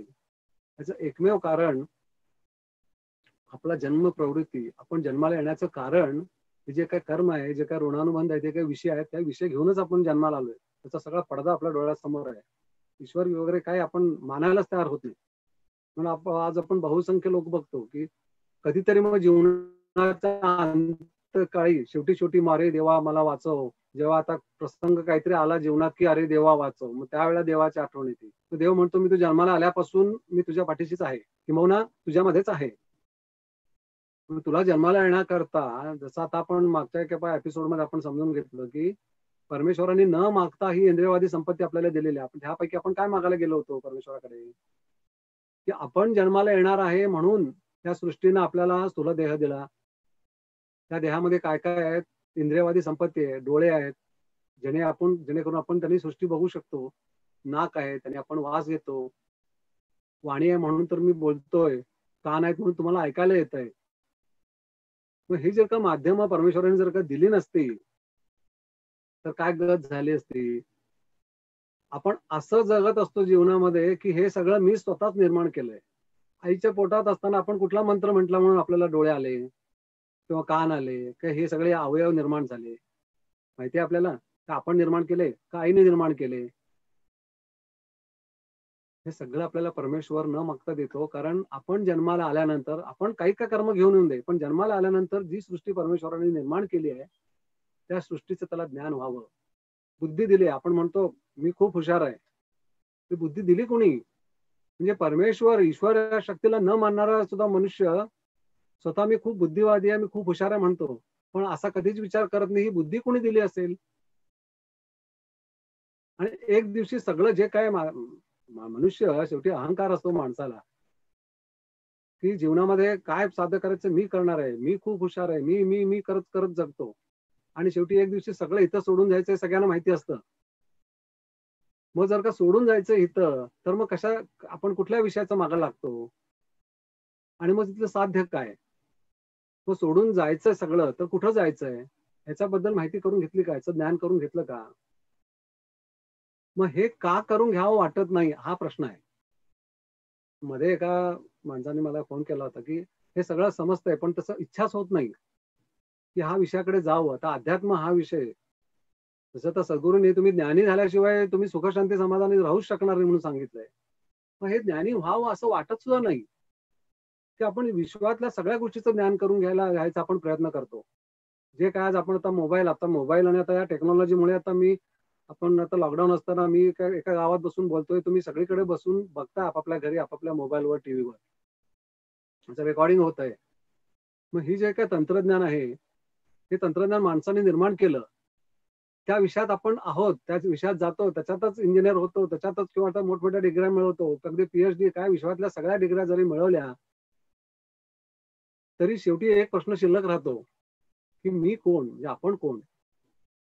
आपण स्वतः कोण आहोत? मग काय होतं, आपण ह्या सगळ्या विश्वातल्या विषय समजून घेणं हे पाहिजे, त्याची गरजच आहे. परंतु जोपर्यंत आपण स्वतः कोण आहोत ह्या विषयात जोपर्यंत जात नाही, तोपर्यंत सुख, शांती, समाधान हे हुडकावंच लागेल असं सांगितलं. आणि तोच माणसाचा प्रयत्न शेवटपर्यंत चालू राहतो. की जरी किती डिग्र्या मिळवल्या, जरी किती ऐहिक प्राप्ती, किती काही सगळं आपल्याला विश्वातल्या सगळ्या गोष्टी जरी मिळाल्या, तरी शेवटी वाट्याला काय येतं? असमाधानता, अस्वस्थता, की काहीतरी एक कमतरता आहे, की अशी एक काहीतरी गोष्ट आहे, की जी मी मिळवू शकलो नाही. अशी खंत मनामध्ये शेवटच्या क्षणी राहतेच माणसाच्या. आणि तीच आपण जी कोण कोण आहोत, मी कोण आहे, हे समजून घेणं, त्या विषयाला आपण न जाणं, हे त्याचं कारण आहे. मग हे सगळे जे विषय आहेत, जे घेऊन आपण जन्माला आलो असतो, ते विषय त्याची प्रखरता एवढी असती, की ते विषय पूर्ण करण्याकरता ते प्रेरणा देत असतात आणि त्याच्या परत आपलं जीवन चालू असतं. जसं याच्या अगोदरच्या एका एपिसोडमध्ये मी सांगितलं होतं, की कर्मवाले आपल्या भोवती आहे. ते विषय श्वसनातून रक्तात जातात. आपल्याला इथं लंग्समध्ये ऑक्सिजन पुरवला जातो रक्तासाठी. त्या ऑक्सिजनच्या माध्यमातून ते विषय रक्तात जातात आणि रक्त दर 3 मिनिटाला मेंदूकडे जातं. तर मेंदूकडे गेल्यानंतर तो विषय तिथं कार्यान्वित होतो आणि आपण कर्म करत असतो. म्हणजे इतक्या प्रकारे जसं पेशीतून सांगितलं तसं वातावरणातूनही तो ऋणानुबंध असतो. असंख्य गोष्टी आपण सगळ्या त्याच्यात अडकवून घेतलेल्या आहे. मग कधीतरी आपल्या जीवनामध्ये असा प्रसंग येतो, की आपण समजून घ्यावं काय आहे हे सगळं आणि तो दिवस मात्र येत नाही. म्हणून सद्गुरूंनी अगदी दुःखाने सांगितलं, की त्या परमेश्वराने न मागता ही सगळी दैहिक संपत्ती दिली. परंतु त्या संपत्तीचा निर्माता कोण आहे? आज डोळे दिलेत म्हणून आपण समोरच्याचं ऐश्वर्य बघतो किंवा तसं पाहिजे अशी अपेक्षा निर्माण करतो. पण ते कुणी दिलं आपल्याला? त्याचा निर्माता कोण आहे? असा विचार कधीही येत नाही. तर तो विचार जर का मनात आला, तर त्याचा करता सर्विता परमेश्वर सूत्रधार तो जगत चालका, तो त्याचं दर्शन घडवेल असं सांगितलंय. पण आपण त्या विचाराला कधीच जात नाही. हे दुर्दैव आहे माणसाचं असं म्हटलंय. फक्त म्हणजे प्रत्येक जन्मामध्ये आपल्याला देह मिळतो. परमेश्वर निसर्ग काय करतो? तो प्रामाणिक आहे. तो म्हणतो तू जन्माला येणार आहेस ना, मग तुला देह देणं हे माझं कर्तव्य आहे. त्या देहामध्ये सगळी इंद्रियवादी संपत्ती देणं. तोही भोळा भाबडा आहे. त्याला वाटत असतं, की ह्या जन्मात तरी तो मला समजून घेईल. त्या परमेश्वराला समजून घेईल. त्याच्या मनात अशी काहीतरी इच्छा निर्माण होईल, की ह्या विश्वाचा कर्ता सर्विता कोण आहे? तो परमेश्वर म्हणून आहे, तो सूक्ष्म स्वरूपात आहे. त्याला कसं अनुभवायचं? त्यांनीच जर का मला हा देह दिलेला आहे, त्याच्या इच्छेशिवाय मी जन्मालाच आलेलो नाहीये. तो कशा स्वरूपात बघायचा? ते काही कळत नाही. कर्म मात्र करत राहतो आणि ते कर्म घेऊन पुन्हा जन्माला येतो. म्हणून जो जीव म्हणून आपण आता पहिल्या विषयाला परत येतोय, की 84 लक्ष योनीतून स्थित्यंतर होत होत आपण जीवात्मा या अवस्थेला येतो आणि पुढली गती काय आहे, पुढली अवस्था काय आहे हे आपल्याला समजतच नाही. त्याच्या पुढली अवस्था आहे आत्मा ही अवस्था आहे. पण ती आत्मा अवस्था केव्हा आपल्याला कळेल किंवा केव्हा अनुभवता येईल? तर आपण ह्या पुन्हा पुन्हा जन्म घेणं, इच्छा वासनेमध्ये अडकतो. ते ज्यावेळेला थांबेल, म्हणजे आपण आत्मकेंद्रित जेव्हा होऊ, म्हणजे थोडक्यात काय सद्गुरू आपल्याला ज्यावेळेला आत्मकेंद्रित करतील, ज्यावेळेला आपण सद्गुरूंच्या चरणी जातो, त्यावेळेला सद्गुरू आपल्याला जी काही साधना देतात, त्या साधनेच्या माध्यमातून आंतरिक अवस्था विकसित ज्या वेळेला व्हायला लागते, त्या विकसित अवस्थेपरत्वे आपल्याला जो जीवात्मा आहे तो स्वतः उत्क्रांत होतो असं सांगितलं. खूप इंटरेस्टिंग आहे. आता आपल्याकडे वेळ कमी आहे, समजून घेण्यासारखं खूप आहे. तर तुम्हाला युट्यूब चॅनलवर आता 1 ते 70-71 पर्यंत एपिसोड झालेले आहेत. ते तुम्ही सगळे पहिल्यापासून बघायला लागलात तर 15-15 मिनिटाचा एक असा एपिसोड गेलेला आहे. तर सगळे बारीक बारीक विषय आहेत. म्हणजे आपण जन्माला काय येतो, ते जीवन जगतो म्हणजे काय, कर्म म्हणजे काय, ऋणानुबंध म्हणजे काय, आत्मा म्हणजे काय, कर्म देहाशी एकरूप होणं म्हणजे काय, नंतरचा प्रवास काय, मरणोत्तर जीवन म्हणजे काय, खूप बारीक बारीक विषय ते. आता तुम्हाला इंटरेस्ट निर्माण व्हावा म्हणून मी सांगायचा प्रयत्न करतोय की त्याच्यात सगळे बारीक बारीक सगळे व्यवस्थित सांगितलेले विषय आहेत आणि अजून तो रेग्युलर चालूच आहे. अजून खूप विषय त्याच्यात यायचे आहेत. सद्गुरूंचा प्रयत्न आणि परमेश्वराचा प्रयत्न. आता अजून एक विषय सांगतो. मगाशी एकांचा फोन आला होता आणि ते म्हणाले मी असं असं एका, आता कसं माझा जो चॅनल आहे तो सगळ्यांसाठी आहे, सगळ्यांसाठी खुला आहे. खूप लोक तो चॅनल माझा बघतात आणि विषय तत्वज्ञान सोपा करून सांगायचा प्रयत्न करतो. लोकांना आवडतो. ते फोन करत असतात की मी असे माझे सद्गुरू एक वेगळे आहेत. तर मग तुम्ही सांगताय साधना, मग ती साधना किंवा त्यांचं जे नामस्मरण हे थोडं क्लॅश होतं. सगळ्यात प्रथम मी त्यांना सांगितलं, एक आपण लक्षात ठेवायचं की गुरु ही शक्ती आहे, ती व्यक्ती नाहीये. आपल्याला दादांनी काय शिकवलंय की सर्वतोपरी आत्मा एक आहे. आत्मा एक आहे, मी सगळीकडे तीच शक्ती आहे. गुरु हे शक्ती स्वरूप आहे, ते व्यक्ती स्वरूप नाहीये. त्या परमेश्वराकडून आज्ञा घेऊन काहीतरी अवतार कार्य करायला, काहीतरी सिस्टीम मध्ये थोडा बदल करण्याकरता. कारण आता मनुष्य आपण वरचेवर जन्माला येतोय, तर त्या आता जन्म प्रवृत्तीमध्ये काय बिघाड करून घेतला आपण, तो बिघाडातून आपल्याला सोडवण्याकरता असं म्हणून परमेश्वरांची आज्ञा घेऊन, म्हणजे परमेश्वराची आज्ञा घेऊन थोडक्यात काय परमेश्वरच सद्गुरु स्वरूप आपल्या जीवनामध्ये येतात. त्यामुळे सद्गुरु हे व्यक्ती नसून ती शक्ती आहे. त्यामुळे त्यांना म्हटलं तुम्ही ज्यांचं नाव घेता ते आणि दुसरे कुठले, याच्यात काही भेद नसतो कधी. सद्गुरूंच्या अवस्थेत कधीच भेद नाहीये, पण ते शक्ती स्वरूप आहे, ते उच्च अवस्थेचे आहेत. मी वेगळा तू वेगळा असं नसतं, भेदभाव आपल्यामध्ये असतो. आपण म्हणतो माझे गुरु श्रेष्ठ, दुसरा म्हणतो माझे श्रेष्ठ, हा विषयच येत नाही तिथं. सगळ्यांना ज्ञानी व्हायचंय. परमेश्वराची इच्छा काय आहे, तू स्वतःला समजून घे आणि माझ्याकडे ये. तू माझ्याकडे येण्याकरता तुला रस्ता सापडत नाहीये, मग तो सापडावा म्हणून मीच येतो सद्गुरूंच्या रूपात तुझ्या जीवनामध्ये आणि तुला ज्ञान करून देतो. जोपर्यंत ज्ञान होणार नाही तोपर्यंत तुला रस्ता सापडणार नाही. मग सद्गुरूंनी दादानी काय केलं की आता सोपं काहीतरी, कारण जसं आहे आपल्याला वाटतंय की आपलं आता किती वर्ष आपण जगतोय किंवा आपल्याला एक जीवनामध्ये आपल्याला प्रवास हा खूप मोठा वाटतो, पण तो विश्वाच्या मानाने तो खूप छोटा आहे. आपण बघतो की हजारो वर्षापासून या देवतर्जन आपण करत असतो. सद्गुरू म्हणून येत असतात जीवनात, लोकांना ज्ञान करून देत असतात. काही जण त्यांच्या बरोबर पुढल्या अवस्थेला जातात. मग हे पुढल्या अवस्थेला जाणं म्हणजे तो थोडा सप्तलोक म्हणून जो विषय आहे, आपण माझ्या युट्यूब चॅनलवर तो विषय घेतलेला आहे. तर कोणी बघितला नसेल तर अवश्य बघा. तर सप्तलोकामध्ये दादांनी काय सांगितलंय की भू भुव स्वाहा जना महा तपा सत्यम, हे जे काही 7 लोक सांगितले, तर पहिल्या 3 लोक म्हणजे भवसागरातच मनुष्य भवसागरामध्ये अडकतो कर्माधीन अवस्थेमध्ये. तर चौथा 5वा लोक जो पुढली अवस्था, ज्याला आपण स्वर्ग म्हणतो, त्या वरच्या अवस्थेला कोणी येत नाहीये. मग तो तिथं काय येत नाही, तिथं कोणीच दिसत नाही आणि पहिल्या 3 लोकांमध्ये सगळे अडकलेले आहेत. त्याच्या खाली अजून एक अर्थबाउंड स्पिरिट म्हणून आपण एक अज्ञानाने एक खूप मोठा एक नव्याने लोक निर्माण केला आणि तिथं आपण वरचेवर जन्माला येतो, तिथंच अडकतो. म्हणजे पुढला प्रवास चालूच होत नाही. तर इतक्या इच्छा वासनेमध्ये मनुष्य स्वतःला अडकवून घेतो. तर आपण अडकवून घेतलंय की पुढली गती काय आहे, पुढला प्रवास काय आहे याचं ज्ञानच नाहीये. तर तो विचार सुद्धा मनामध्ये येत नाही. म्हणून मग यथा कालानुसार म्हणजे श्रीकृष्णाने गीतेमध्ये सांगितलं की जसजसा वेळ बदलेल तसा परमेश्वर पुन्हा येईल अवतार घेऊन. तसे सद्गुरू त्या त्या पिरियडमध्ये पुन्हा येतात, पुन्हा लोकांना ज्ञानी करतात आणि पुन्हा एक सोपं काहीतरी मार्गाची योजना आखतात. तसं दादानी एक एकदम सोपी अशी साधना, ती अशी साधना सिद्ध करून दिली आहे की त्या साधनेच्या माध्यमातून जो हा प्रवास, जो पूर्वी आपल्याला खूप मोठा लांबचा वाटत होता, तो एकदम सोपा करून दिलाय. की आता परत मूळ विषय आले की 19 माध्यमं आहेत. त्या 19 माध्यमामध्ये 7 माध्यमं विकसित आणि 12 अविकसित आहेत. ती ज्यावेळेला विकसित व्हायला लागतील त्यावेळेला आपल्याला आकार येईल. मग पहिल्यांदा त्यांनी काय केलं, की या देहाला आकार यायला पाहिजे. आकार आल्याशिवाय कृपा साकार करता येणार नाही. मग कृपा साकार केल्यानंतर मग ती निराकार अवस्थेमध्ये इतरांचं कल्याणही करू शकेल.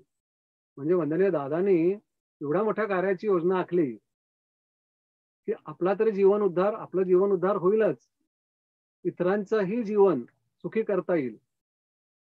म्हणजे थोडक्यात काय, हे देह माध्यम जर का विकसित झालं, हे जर का आकारित, त्याला जर का आकार देण्यात आला, आकारित जर का झालं हे माध्यम, तर कृपा साकार करून ती कृपा इतरांच्या कल्याणाकरता प्रवाहित करता येईल.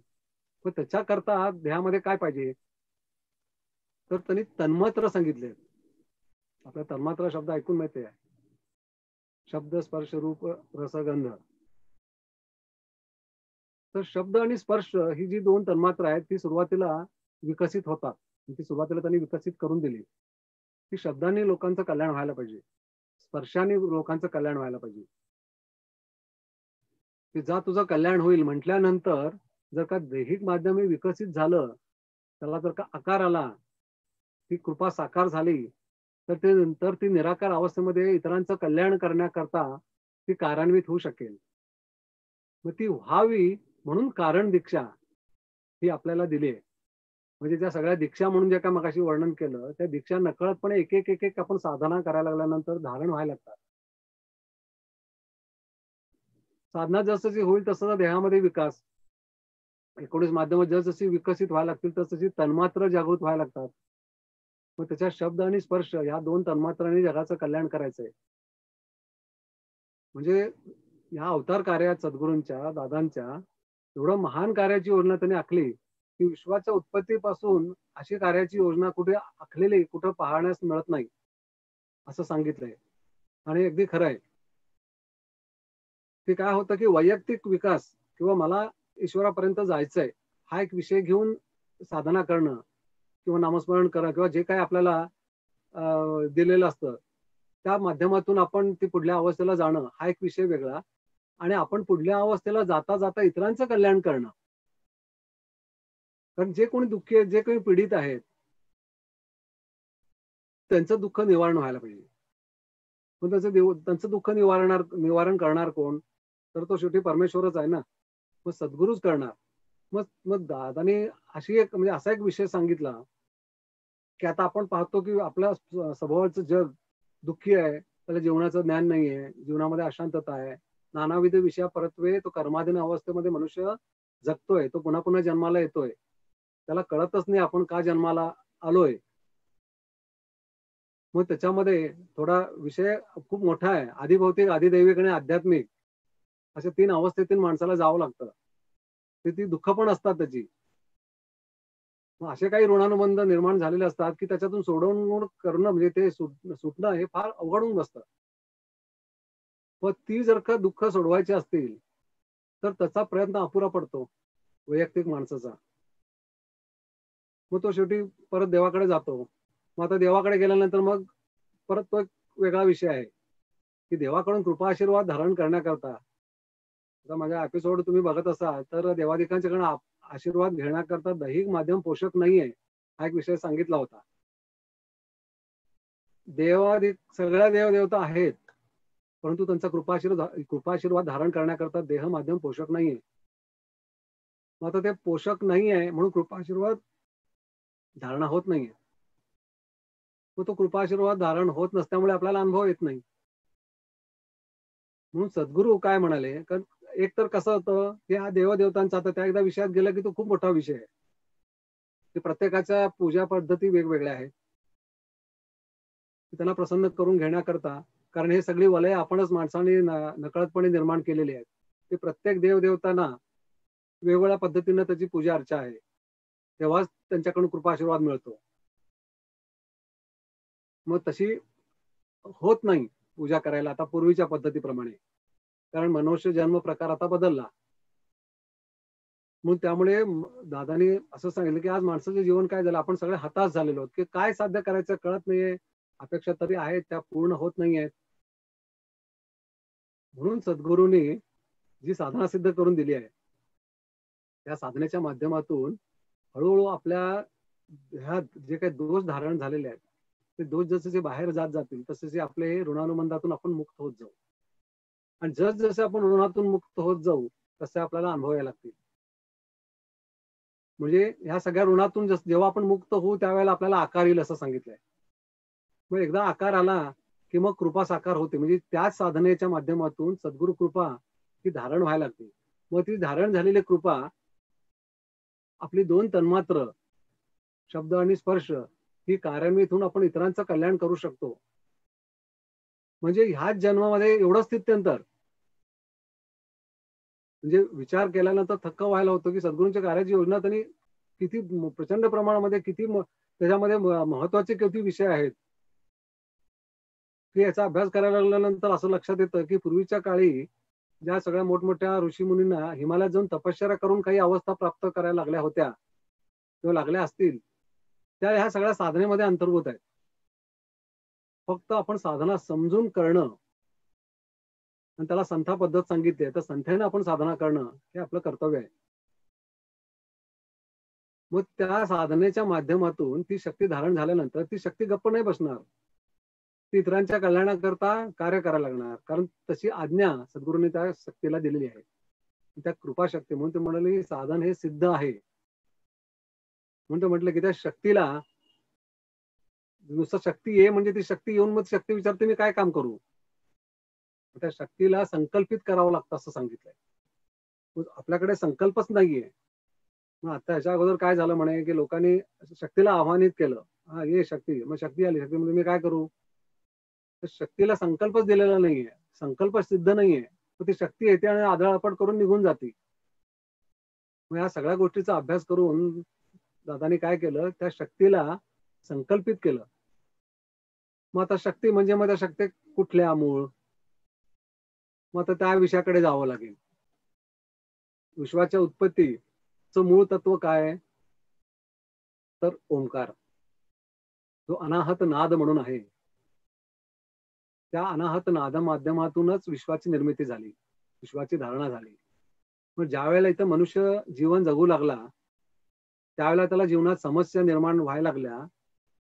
त्यावेळेला त्या समस्येतून सोडवण्याकरता ऋषीमुनींनी जो अनाहत जे का ओंकार शक्ती आहे, त्या ओंकार शक्तीचे 3 भाग केले. उत्पत्ती, स्थिती, लय. की ब्रह्मा, विष्णू आणि महेश म्हणतो आपण त्याला. मग त्याचं सौम्य स्वरूप म्हणून मग त्यांच्या भार्या म्हणजे महाकाली, महासरस्वती, महालक्ष्मी, हा त्याचं सौम्य स्वरूप करून आपल्या जीवनामध्ये त्या आपल्या कुलदेवता म्हणून जोडून दिल्या, की जेणेकरून जीवनामध्ये काही समस्या आल्या तर त्याच्यातून आपल्याला त्यांच्या कृपेतून सुटका करून घेता येईल. मग अशा ह्या देवदेवता आपल्या जीवनामध्ये आल्या, पण आपण त्या देवदेवताने समजून घेतलं नाही. कुलधर्म कुलाचार काय हे समजून घेतलं नाही. आता कुलधर्म कुलाचार काय हे माझ्या युट्यूब चॅनलवर तो एक विषय आहे घेतलेला,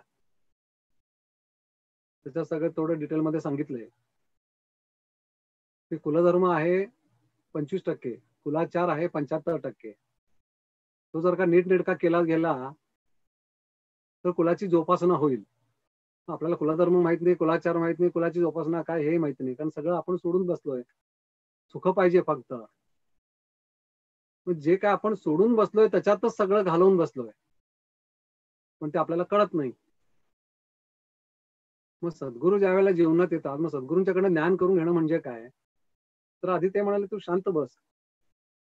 तुझी जी काय समस्या आहे, तू जे काय प्रश्न विचारतोय किंवा मला हे पाहिजे, मला ते पाहिजे, हे मिळत नाही, ते मिळत नाही, हे सगळं तुझ्या मनात जे काय प्रश्न आहेत त्याचे कारण मीमांसा काय. तू 2 मिनिटं शांत बस आणि शांतपणे सगळं ऐकून घे, समजून घे काय आहे. म्हणून त्यांनी सेमिनार घेऊन सगळ्यांना ज्ञानी केलं.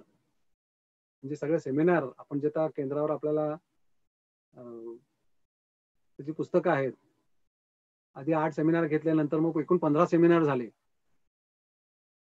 मग ज्ञानोपासना आहे, त्याच्यानंतर आता नव्याने आलेली पुस्तकं आहेत, ज्ञानगंगा. त्याच्यात तर इतक्या अफाट विषय आहेत दादानी सांगितलेले, की आपण जसं जसं विषयामध्ये उतरत जाऊ तसं जसं आपल्याला ज्ञान प्राप्त होत जाईल तसे तसे सगळी जी दालनं आहेत ती सगळी खुली होत जातात एक एक एक एक. खूप मोठा विषय आहे.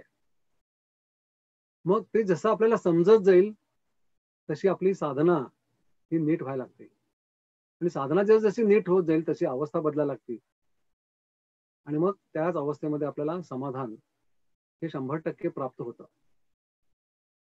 कारण आपण सुरुवातीला आपली जी एंट्री आहे केंद्रावर किंवा सद्गुरूंच्या चरणाशी किंवा सद्गुरूंच्याकडे आपण जे जातो ते आपण अडचण घेऊन जातो. अडचण पाहिजे आणि अडचण हाच विषय आपला प्रधान असतो. पण नंतर आपण जसजशी साधना करायला लागतो, जसजसे आपण ते विषय समजून घ्यायला लागतो, जसजसं आपण सेमिनार अटेंड करतो. मग सेमिनारमध्ये आपल्याला सगळ्यात मोठे केंद्र प्रमुख आपल्याला ते ज्ञानी करण्याकरताच आहेत. ते सगळे पुस्तक हे सगळे विषय समजावून आपल्याला सांगतात की दादाने आपल्याला काय सांगितलं.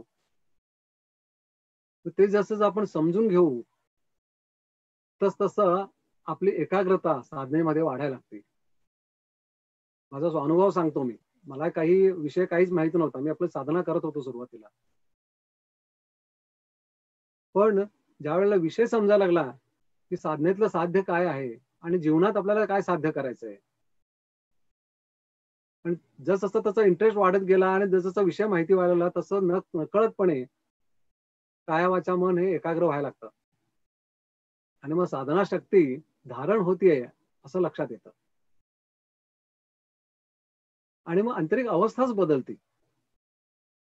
मग विचार बदलायला लागतात. बुद्धी ज्या पद्धतीने पहिल्यांदा कार्य करत होती तशी आता करत नाही. त्याचे विषय बदलले, त्याचे विचारच बदलले. कारण सगळ्या सूक्ष्म लहरी आहेत ह्या वातावरणामध्ये. आपल्याला जे स्थूल जग दिसतंय ते आहे 25% आणि 75% हे सूक्ष्म जग आहे. आणि आपलं सगळं कर्म आणि जे सगळे ऋणानुबंध सगळे ते सूक्ष्म जगात आहेत. आणि आपल्याला मरणोत्तर जीवनानंतर सूक्ष्म जगातच जायचंय. आपले सगळे हिशोब वरच आहेत. ते सगळे समजून घ्यायचे असेल, जो ईश्वर, परमेश्वर, सद्गुरू आपण जे म्हणतो ते सगळं सूक्ष्म तत्व आहे. मग आपल्या स्थूलाचं जोपर्यंत सूक्ष्म अवस्था आपल्याला प्राप्त होत नाही तोपर्यंत ते जग काय आहे, तिथं काय चालू आहे हे आपल्याला कळणार नाही. मग पूर्वीच्या काळी ते सगळं अवघड होतं खूप. कारण आपण सूक्ष्म अवस्था प्राप्त करणं म्हणजे ते प्रचंड मोठी तपश्चर्या होती. पण आता हे जे काही अवतार कार्य आहे सद्गुरुनाथ दादांचं, ते ते एवढ्याकरताच महत्वाचं आहे, की जी साधना आपल्याला दिली आहे सिद्ध करून, ती एवढी सोपी आहे, की त्या साधनेच्या माध्यमातून सूक्ष्म अवस्था ही लगेच धारण व्हायला लागते. फक्त आपण समजून घेणं हे फार महत्वाचं आहे. की जसं आपण विषय समजून घ्यायला लागतो, तशी ती साधना शक्ती ती धारण व्हायला लागते. आपला दैहिक विकास व्हायला लागतो. मग सुरुवातीला सांगितल्यासारखं आपण स्थूल देहाने जगतोय, पण सूक्ष्म आणि कारण देहाच्या आतमध्येच आहे. मग ते जसजसे ह्या स्थूल देहाशी एकरूप व्हायला लागतात, तसतसे बुद्धी आणि मन जे पहिले नको असलेल्या विषयाधीन होत होते, तिकडचा तो प्रभाव, त्याचा जो इफेक्ट आहे तो कमी व्हायला लागतो. मग चित्त ठिकाणावर येतं. मग जो अहंकार असतो, तो गुरुकृपेनं अहंकार जाऊन अहम आकार व्हायला पाहिजे. अहम आकार यायला पाहिजे. सगळ्यात मोठी समस्या तिथंच आहे. अहंकार काय केलं जात नाही. मी कोणीतरी आहे, मी सांगतोय, मी मी म्हणतोय का मी म्हणून आहे. हा जो मीपणा जोपर्यंत आहे, तोपर्यंत अहम आकार मिळणार नाही. अहंकार जाणं हे भयंकर महत्वाचं असतं. मग अहंकार केव्हा जाईल? ज्यावेळेला मी म्हणून कोणी नाहीच आहे. जो सगळीकडे परमेश्वरच आहे, सर्वतोपरी तोच आहे. म्हणजे निर्विचार अवस्थेला आपण ज्या वेळेला जातो साधनेच्या माध्यमातून, त्यावेळेला अहंकार हा मातीमोल होतो. म्हणजे अहंकार म्हणून शिल्लकच राहत नाही. पण अहंकारामुळे सगळ्या गोष्टी आपल्या जीवनामध्ये घडत असतात. मला कोणी काही म्हणता चालत नाही. मला हे आवडत नाही, मला ते आवडत नाही. आपण असंख्य गोष्टी अहंकाराच्या माध्यमातूनच व्यक्त करत असतो. अहंकार एकदा गेल्यानंतर सगळीकडे परमेश्वरच आहे. मग त्याच्याशी एकरूप व्हायला काहीच अडथळा नाही राहत. म्हणजे अहंकार हा खूप मोठा अडथळा परमेश्वराने आपल्यामध्ये असतो. असं आपल्या नंतर लक्षात येतं. मग तो अहंकार गेला की मग परमेश्वर, सद्गुरू हे सगळीकडे आहेतच, ते सूक्ष्म स्वरूपामध्ये आपल्या भोवती आहेतच. आपण म्हणजे ती जी दृष्टी आहे, मग त्याच्याकरता सांगितलं की आपल्या देहाच्या मध्ये 7 चक्र असतात. मूलाधार चक्र, स्वाधिष्ठान आहे, त्याची नाव आहेत. जसं त्या आपल्याला सद्गुरूंनी सांगितलं की अन्नमय, आनंदमय, मनोमय, विज्ञानमय आणि आनंदमय कोश, जे काही कोश सांगितले त्यात हा ज्ञानमय जो काही कोश सांगितलाय, विज्ञानमय कोश म्हणून सांगितलाय, ते आपण विज्ञानमय कोश म्हणून त्याचा वापर करतो. म्हणजे जे काही भौतिक विज्ञान आहे ते समजून घेण्याकरता. पण त्याच्यातलं जर का ज्ञान जर का आपण करून घ्यायचं ठरवलं, तर ज्यावेळेला आपला विकास व्हायला लागतो त्यावेळेला हा ज्ञानमय कोश तो जागृत अवस्थेला येतो. आणि त्यावेळेला दृष्टी ही सूक्ष्म स्वरूपामध्ये जे काही जग आहे, म्हणून सद्गुरूंनी सांगितलं ज्या वेळेला देहाचा विकास होतो, जे काही माध्यम आहेत ती दृष्टी तुम्हाला जे स्थूल जग दाखवण्याकरता ते डोळे किंवा ते कान हे जे सगळे माध्यम कार्य करत होती, तीच माध्यम सूक्ष्म जग दाखवण्याकरता कार्यान्वित होतील, ती दाखवायला लागतील असं सांगितलंय. पण त्याकरता हा ज्ञानमय कोश हा जागृत व्हावा लागतो. म्हणजे थोडक्यात काय, आपण साधना करायला लागल्यानंतर मग त्याच्यातला एक बारीक विषय आहे की त्याला प म्हटलेला आहे, आनंद म्हणजे अन्नमय कोशाला, आणि हा सा म्हटलेला आहे. हा प चा सा व्हायला पाहिजे. म्हणजे ह्या सगळ्या गाठी आहेत आतमध्ये ह्या कोशांच्या, आणि ह्या कोशांच्या गाठी सुटत सुटत ज्या वेळेला ही शक्ती ती कुंडलिनी जागृत होत होत होत आपण ज्या वेळेला प्रवास पुढला सुरू होतो त्यावेळेला एक एक ही दालनं ओपन होत जातात. आणि मग ज्या वेळेला हा आपण विज्ञानमय कोश जागृत होतो त्यावेळेला हे सृष्टीचं ज्ञान आहे. सृष्टी म्हणजे कोण, परमेश्वर म्हणजे कोण, आपण म्हणजे कोण, आपण का जन्माला आलोय, आपल्याला जीवनात साध्य काय करायचंय, या सगळ्या गोष्टीचं ज्ञान व्हायला लागेल असं सांगितलंय. मग त्यावेळेला आतमध्ये स्थित्यंतर होतं आपणहून नकळतपणे. मग तो जो कोणी जीवात्मा आहे तो आत्मा ही अवस्था प्राप्त करून घेतो. आणि मग एकदा का त्याला आत्मा ही अवस्था प्राप्त झाली की मग परमात्मा अवस्थेचं कार्य तो सहज करू शकतो आणि परमात्माशी एकरूपही होऊ शकतो. म्हणून हा प चा सा झाला म्हणजे तो पसा, म्हणजे त्यालाच पसायदान म्हटलंय. ज्ञानेश्वरांनी 12व्या वर्षी जे पसायदान लिहिलं, ज्ञानेश्वरी लिहिली, ते तसं वर्णन आहे इथलं. मग तो जो आत्मा आहे तो सहज लिहिल्या जो अन्नमय कोशामध्ये फिरत होता, अन्नमय प्राणमय, तर पहिल्याच खालच्या 2 कोशामध्ये फिरत होता, म्हणजे त्याला जन्म घेणं क्रमप्राप्त होऊन बसलं होतं, भाग पडत होतो, त्याचा पुढला प्रवास सुरू होतो. मग विकसित अवस्थेमधल्या ह्या पुढल्या अवस्था आहेत की जेणेकरून तो जो कोणी जीवात्मा आहे तो आत्मा अवस्थेला जातो आणि तो नंतरचा जो काही प्रवास आहे ज्याला आपण मगाशी सप्तलोक म्हटलं, तर सप्तलोकामध्ये आपल्याला जे काही स्थान पाहिजे ते स्थान तो इथंच निश्चित करतो. म्हणजे सद्गुरू त्याला निश्चित करून देतात असं सांगितलंय. मग त्यावेळेला तो सुखावतो. म्हणून दादाने एका ठिकाणी म्हटलंय की तुम्ही साधना करताना, आता आपल्याला माहिती आहे की आपण साधना करायला तर खूप बरं वाटतं, खूप समाधान होतं. मग ते साधनेतलं समाधान आहे का त्या आत्म्याचं समाधान आहे असं विचारलंय. आपण म्हणतो साधनेचं समाधान आहे, ते साधनेचं समाधान नाही, ते आत्म्याचं समाधान आहे. कारण ते आता आत्म्याला कळलंय की जे आता सद्गुरू भेटलेत त्या सद्गुरूंच्या माध्यमातून त्याला जे काय स्थान हवंय ते त्याला मिळतंय आणि पुढील जन्म कमी होत आहेत. आपल्याला वाटतं की आपला हा एवढा जन्म आहे, आपण जितके वर्ष जगणार आहोत तिथं आपल्याला सगळं पाहिजे असतं जगातलं, पण त्या आत्म्याला माहिती आहे ह्याच्या अगोदर किती जन्म झालेत आणि पुढं किती घ्यावे लागणार आहेत, कारण त्याला कर्मशून्य करायचंय. आपल्याला ते कळत नाही, म्हणून आपण विषय समजून घ्यायचा. आपल्याकडे वेळ खूप कमी आहे, का थोड्या वेळामध्ये किती विषय कव्हर करणार. पण एक थोडंसं काय चुणूक म्हटल्यासारखं थोडेसे आपल्याला एक इंटरेस्ट निर्माण व्हावा म्हणून सांगायचा प्रयत्न करतोय. खूप मोठा विषय आहे की समाधान ही अवस्था आत्मिक आहे, आंतरिक आहे. मग ज्या वेळेला आत्म्याला हे कळतं ज्या मम्मीला बंद करून देऊन त्यावेळेला जो आपला आत्मा आहे त्याला ती अवस्था तो प्राप्त करून घेतो आणि त्याचे पुढले जन्म कमी होत आहेत हे लक्षात येतं, म्हणून तो समाधानी आहे. मग ते समाधान आपल्याला जीवनात अनुभवायला येतं असं सांगितलंय. आपल्याला वाटतं की आपण साधना करतोय म्हणून समाधानी आहे. असे खूप खूप छान छान सुंदर विषय आहेत. तर तसं त्या जे काय आता ह्या ऋणातून आपल्याला सोडवलं, आपण ऋणांमध्ये सगळे समजून घेतले. पहिल्यांदा आपण काय समजून घेतलं, आता आपण एक एक पॉईंट टू पॉईंट बघूया. की पहिल्यांदा 84 लक्ष योनीतून स्थित्यंतर मनुष्य जन्म. मनुष्य जन्म हा पूर्ण नाहीये, कारण अजून उत्क्रांती व्हायची आहे.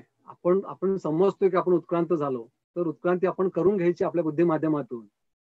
म्हणजे जीवात्मा ह्या अवस्थेलाच आहोत म्हणून आपण पुन्हा पुन्हा जन्मामध्ये जन्म मरणाच्या फेऱ्यात आपण अडकतोय. मग सद्गुरू भेटल्यानंतर ते आपल्याला पुढली अवस्था प्राप्त करून देतात. म्हणजे काय, जो दैहिक आणि आत्मिक शक्ती आहे, त्याचं जे प्रमाण जे बिघडलेलं होतं ते नीटनेटकं करून देतात 50-50%. म्हणजे कर्म, कार्य आणि कारण हे 3 प्रकारचे जन्म सांगितले. तर कर्म परत्वेमध्ये वासना परत्वे हा सगळ्यात अधिक जन्म आहे. त्याच्यात बदल करून आपल्याला इच्छा परत्वे करून दिला. म्हणजे सुरुवातीला 50-50%, 50% दैहिक शक्ती, 50% आत्मिक शक्ती अशी करून दिली सुरुवातीला. कर्मधारणा 100% व्हायला लागली. मग जीवनात काही गोष्टी चांगल्या घडायला लागल्या. मग आपण म्हणतो सद्गुरूंची कृपा झाली आणि माझ्या जीवनात सगळ्या गोष्टी मनासारख्या घडायला लागल्या. मग तिथं थांबायचं नाहीये, पुढल्या अवस्थाही प्राप्त करायच्या आहेत. प्रपंच करायचा आहे आणि परमार्थही करायचा आहे. ही दोन्ही रथाची 2 चाकं आहेत. ती जर का बरोबर चालली तर जीवन सुरळीत चालतं. नुसतं प्रपंच करायला लागलो तर प्रपंचात सुख शांती समाधान नाहीच आहे. तर प्रपंचातलं समाधान सुख हे जे काही आहे ते परमार्थात आहे. ते आपण माझ्या अगोदरच्या एपिसोडमध्ये तुम्ही ऐकलं असेल. तो प्रपंच आणि परमार्थ या विषयामध्ये तो सगळा विषय सांगितलेला आहे. प्रपंचामध्ये ज्या काही आपल्याला सुख शांती समाधान हे आहे सगळं परमार्थामध्ये. जोपर्यंत परमार्थ प्रपंचाला जोडला जात नाही तोपर्यंत सुख शांती समाधानाने आपण जीवन जगू शकणार नाही, असं सांगितलंय. मग सगळे दोन्ही गोष्टी इंटरलिंक्ड आहेत. तर आंतरिक अवस्था बदलल्यानंतर समाधान मिळणार आहे. म्हणजे परमार्थ जोडून घेतला पाहिजे, म्हणजे सद्गुरूंची कृपा जोडून घेतली पाहिजे, विकसित अवस्था प्राप्त करायला पाहिजे. मग असं करत करत करत मग हे ऋणानुबंध आहेत ते समजून घेतले आपण. जन्म कर्म जन्म जन्मांतर मातृपितृ इतरेजन आणि देवादेव हे 5 ऋणानुबंध आपल्या पाठीशी असतात प्रत्येक जन्मामध्ये.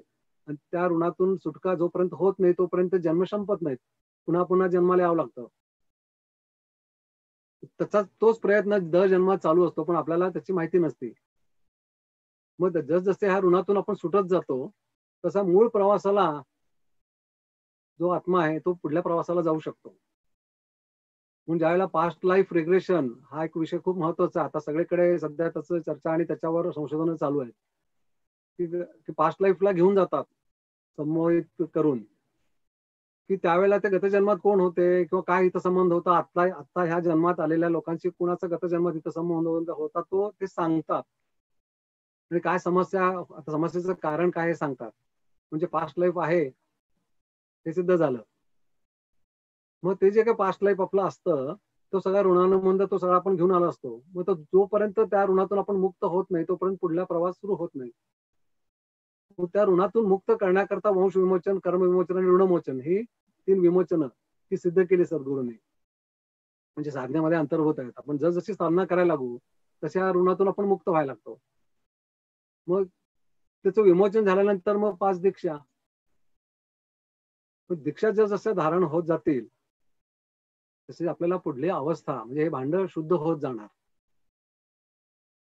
किंवा त्या दीक्षाद्वारे ह्या शुद्ध देहातून आपण इतरांचंही कल्याण करू शकू अशी अवस्थाही प्राप्त होती.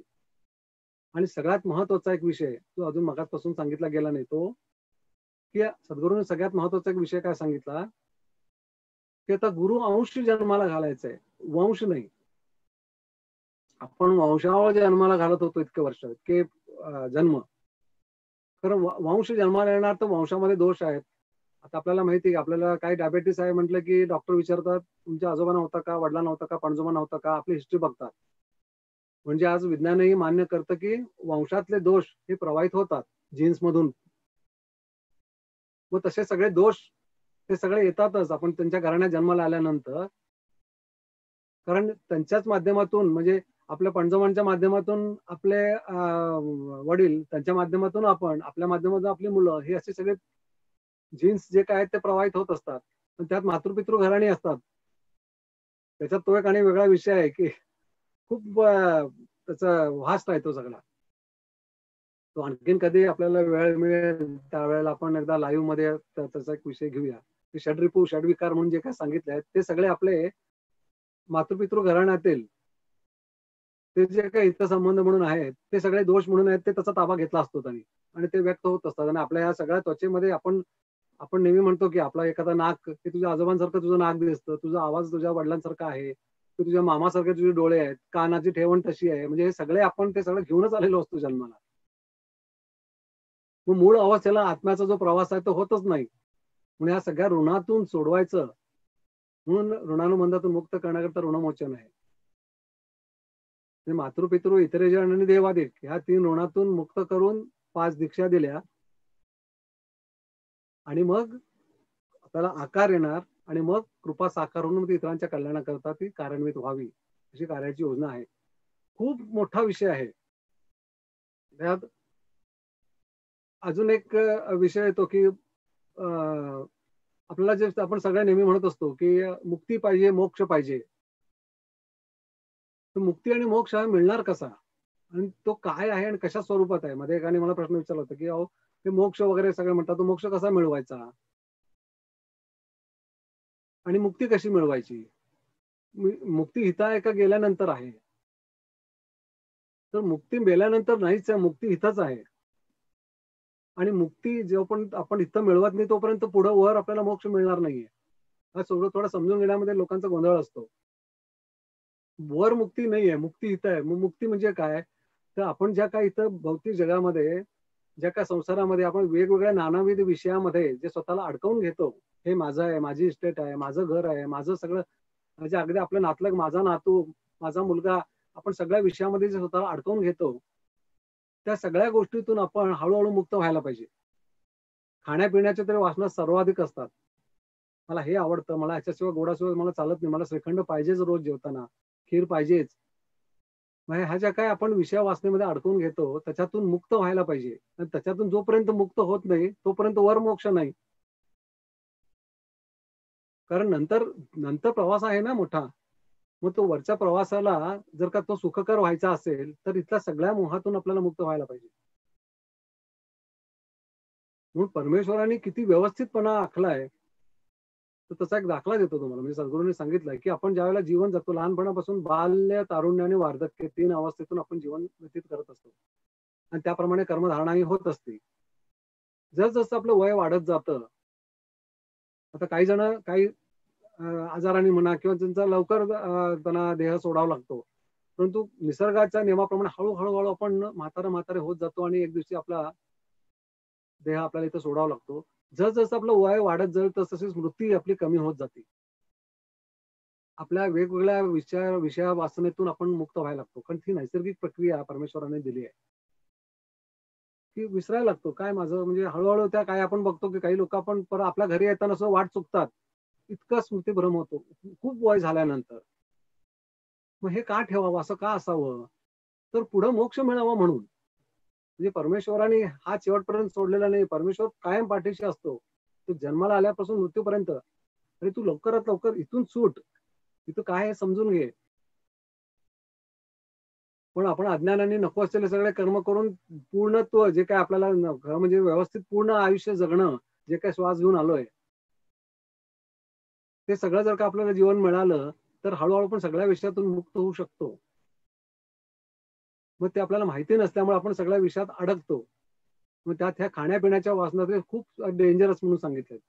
कारण पुढल्या जन्मी खाण्यापिण्याच्या वासना कर्म धारणेकरता आड येतात. म्हणजे ज्या काही इच्छा आहेत त्या पूर्ण न होण्याकरता पुन्हा ह्या आपल्या वासना ह्या मध्ये येत असतात. आपल्याला कळतच नाही. हे सगळं आपण समजून घेऊन जीवनात आपल्याला सगळ्यांना सुख शांती समाधान पाहिजे. पण ते सुख शांती समाधान कसं मिळवायचं ह्याचं ज्ञान करून घेणं हे अत्यावश्यक आहे. त्याच्याकरताच सद्गुरू जीवनामध्ये येतात आणि आपल्याला ज्ञानी करतात आणि साधन सेवा सूचित करतात. आणि त्या साधनेच्या माध्यमातूनच आपण पुढला प्रवास, म्हणजे त्यालाच पुढं मग काय म्हटलंय की नराची नारायण अवस्था प्राप्त करा, असं सगळ्या थोर संतांनी सांगितलंय. नरजन्म आलाय, तो नरजन्म जो मिळाला तो वाया जाऊ देऊ नका. त्या नरजन्मातून म्हणजे नारायण ही अवस्था प्राप्त करता येते. फक्त सद्गुरू कृपा पाहिजे. सद्गुरू आपल्या जीवनात भेटले किंवा आपल्याकडून असं काही चांगलं कर्म घडलं की सद्गुरू प्रवेश नक्की होतो जीवनामध्ये. की मग ते आपल्याला ज्ञानी करतात आणि त्यांच्या कृपेच्या माध्यमातून आपण नराची नारायण अवस्था सुद्धा प्राप्त करून घेऊ शकतो ह्या जन्मात. आणि मिळायला पाहिजे, व्हावी, हीच परमेश्वराची इच्छा असते. मग पिंडी ते ब्रह्मांडी, आपण याच्या अगोदरच्या एपिसोडमध्ये मागच्या समजून घेतलं की पिंड हा ब्रह्मांडासारखाच असायला पाहिजे. मग तो का नाही आहे, तर सगळं हे ऋणानुबंध आहे. मग या ऋणातून जर का आपण सगळे मुक्त झालो तर ब्रह्मांड आणि पिंड याच्यात फरक नाहीच आहे. मग तो ब्रह्मांडाशी सहज लिहिल्या जोडला जाऊ शकतो. मग ह्या सगळ्या अवस्था ह्या साधन माध्यमामध्ये, साधनेमध्येच आहेत. खूप गोष्टी आहेत त्याच्यामध्ये, खूप बारकावे आहेत, खूप समजून घेण्यासारखा विषय आहे. वेळेच्या अभावी एका वेळेला खूप काही गोष्टी आपण समजून घेत, आपण काय कुठं सुरुवात केली आणि कुठं संपलं हे आपल्याला कळत नाही.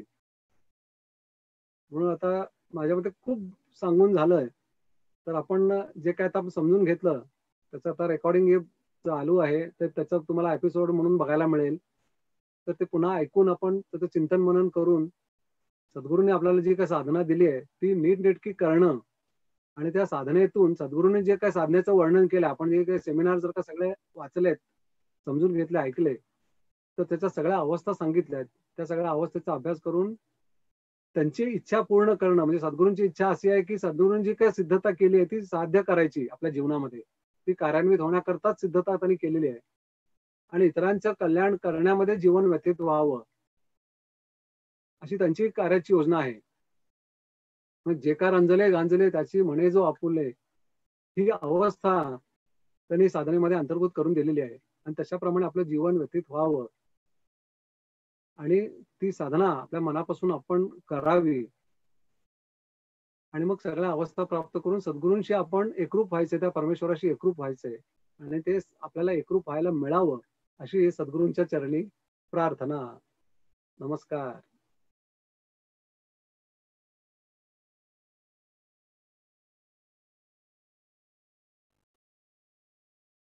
नमस्कार काका, खूप छान झाला टॉपिक तुमचा. थँक्यू. तुम्ही स्टॉप एकदम केलं का? सुंदर. नाही, अच्छा, वर्षात युट्यूब बंद कर. छान झाला टॉपिक तुमचा. थँक्यू. तुम्ही स्टॉप केलं का? प्रशांत, छान झालं का? थँक्यू.